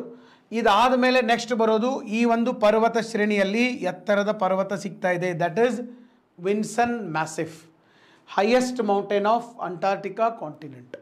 ಅತಿ ಎತ್ತರದ ಪರ್ವತ ವಿನ್ಸನ್ ಮ್ಯಾಸಿಫ್, ಇಲ್ಲಿ ಬರೆದಿರ್ತೀನಿ ನೋಡ್ರಿ, ವಿನ್ಸನ್ ಮ್ಯಾಸಿಫ್.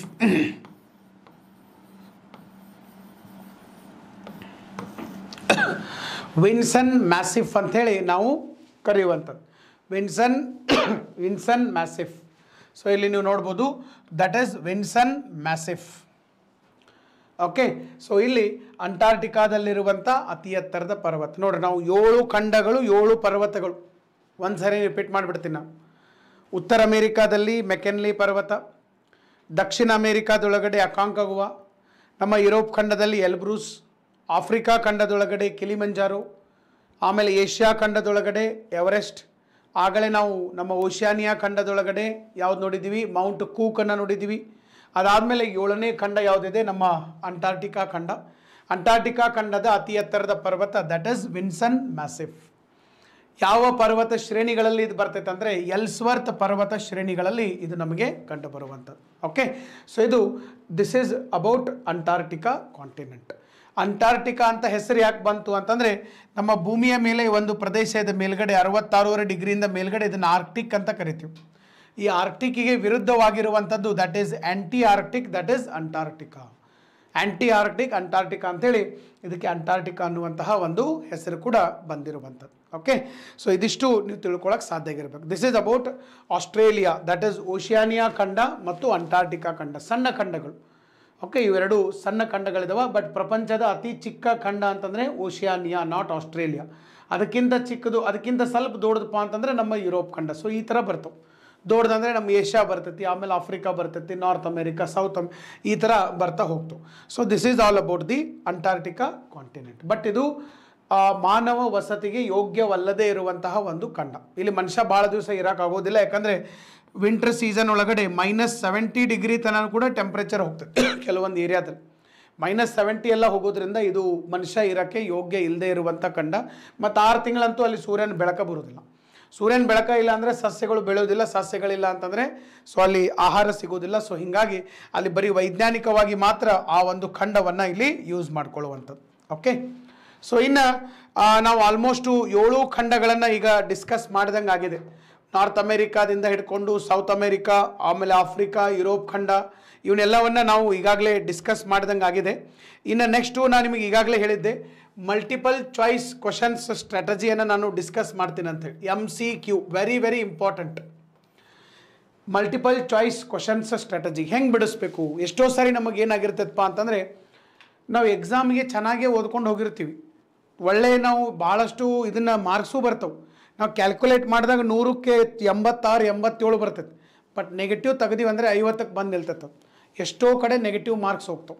ಸೊ ಅದಕ್ಕಾಗಿ MCQಗಳನ್ನು ಬಿಡಿಸ್ಬೇಕಾದಾಗ ಅದರದೇ ಆದಂಥ ಒಂದು ಸ್ಟ್ರಾಟಜಿ ಇದಾವೆ, ಅದರದೇ ಆದಂಥ ಕೆಲವೊಂದಿಷ್ಟು ಟ್ರಿಕ್ಸ್ಗಳಿದಾವೆ. ನೀವೊಂದು 40% 50% ಓದೋದು, ಇನ್ನು 50% ಟ್ರಿಕ್ಸನ್ನು ಬೇಕು. ಯಾಕಂದರೆ ನಾವು ಎಷ್ಟೇ ಓದಿದರೂ ಕೂಡ ಓದಲಾರದೇ ಇರುವಂಥ ಕ್ವಶನ್ಗಳು ಡೆಫಿನೆಟ್ಲಿ ಬರ್ತವೆ. ಅವುಗಳನ್ನು ನಮ್ಮ ಕಾಮನ್ ಸೆನ್ಸ್ ಮೇಲೆ, ಇಂಟೆಲಿಜೆಂಟ್ ಗೆಸ್ಸಿಂಗ್ ಮೇಲೆ ನಾವು ಅವುಗಳನ್ನು ಬಿಡಿಸ್ತಾ ಹೋಗ್ಬೇಕು.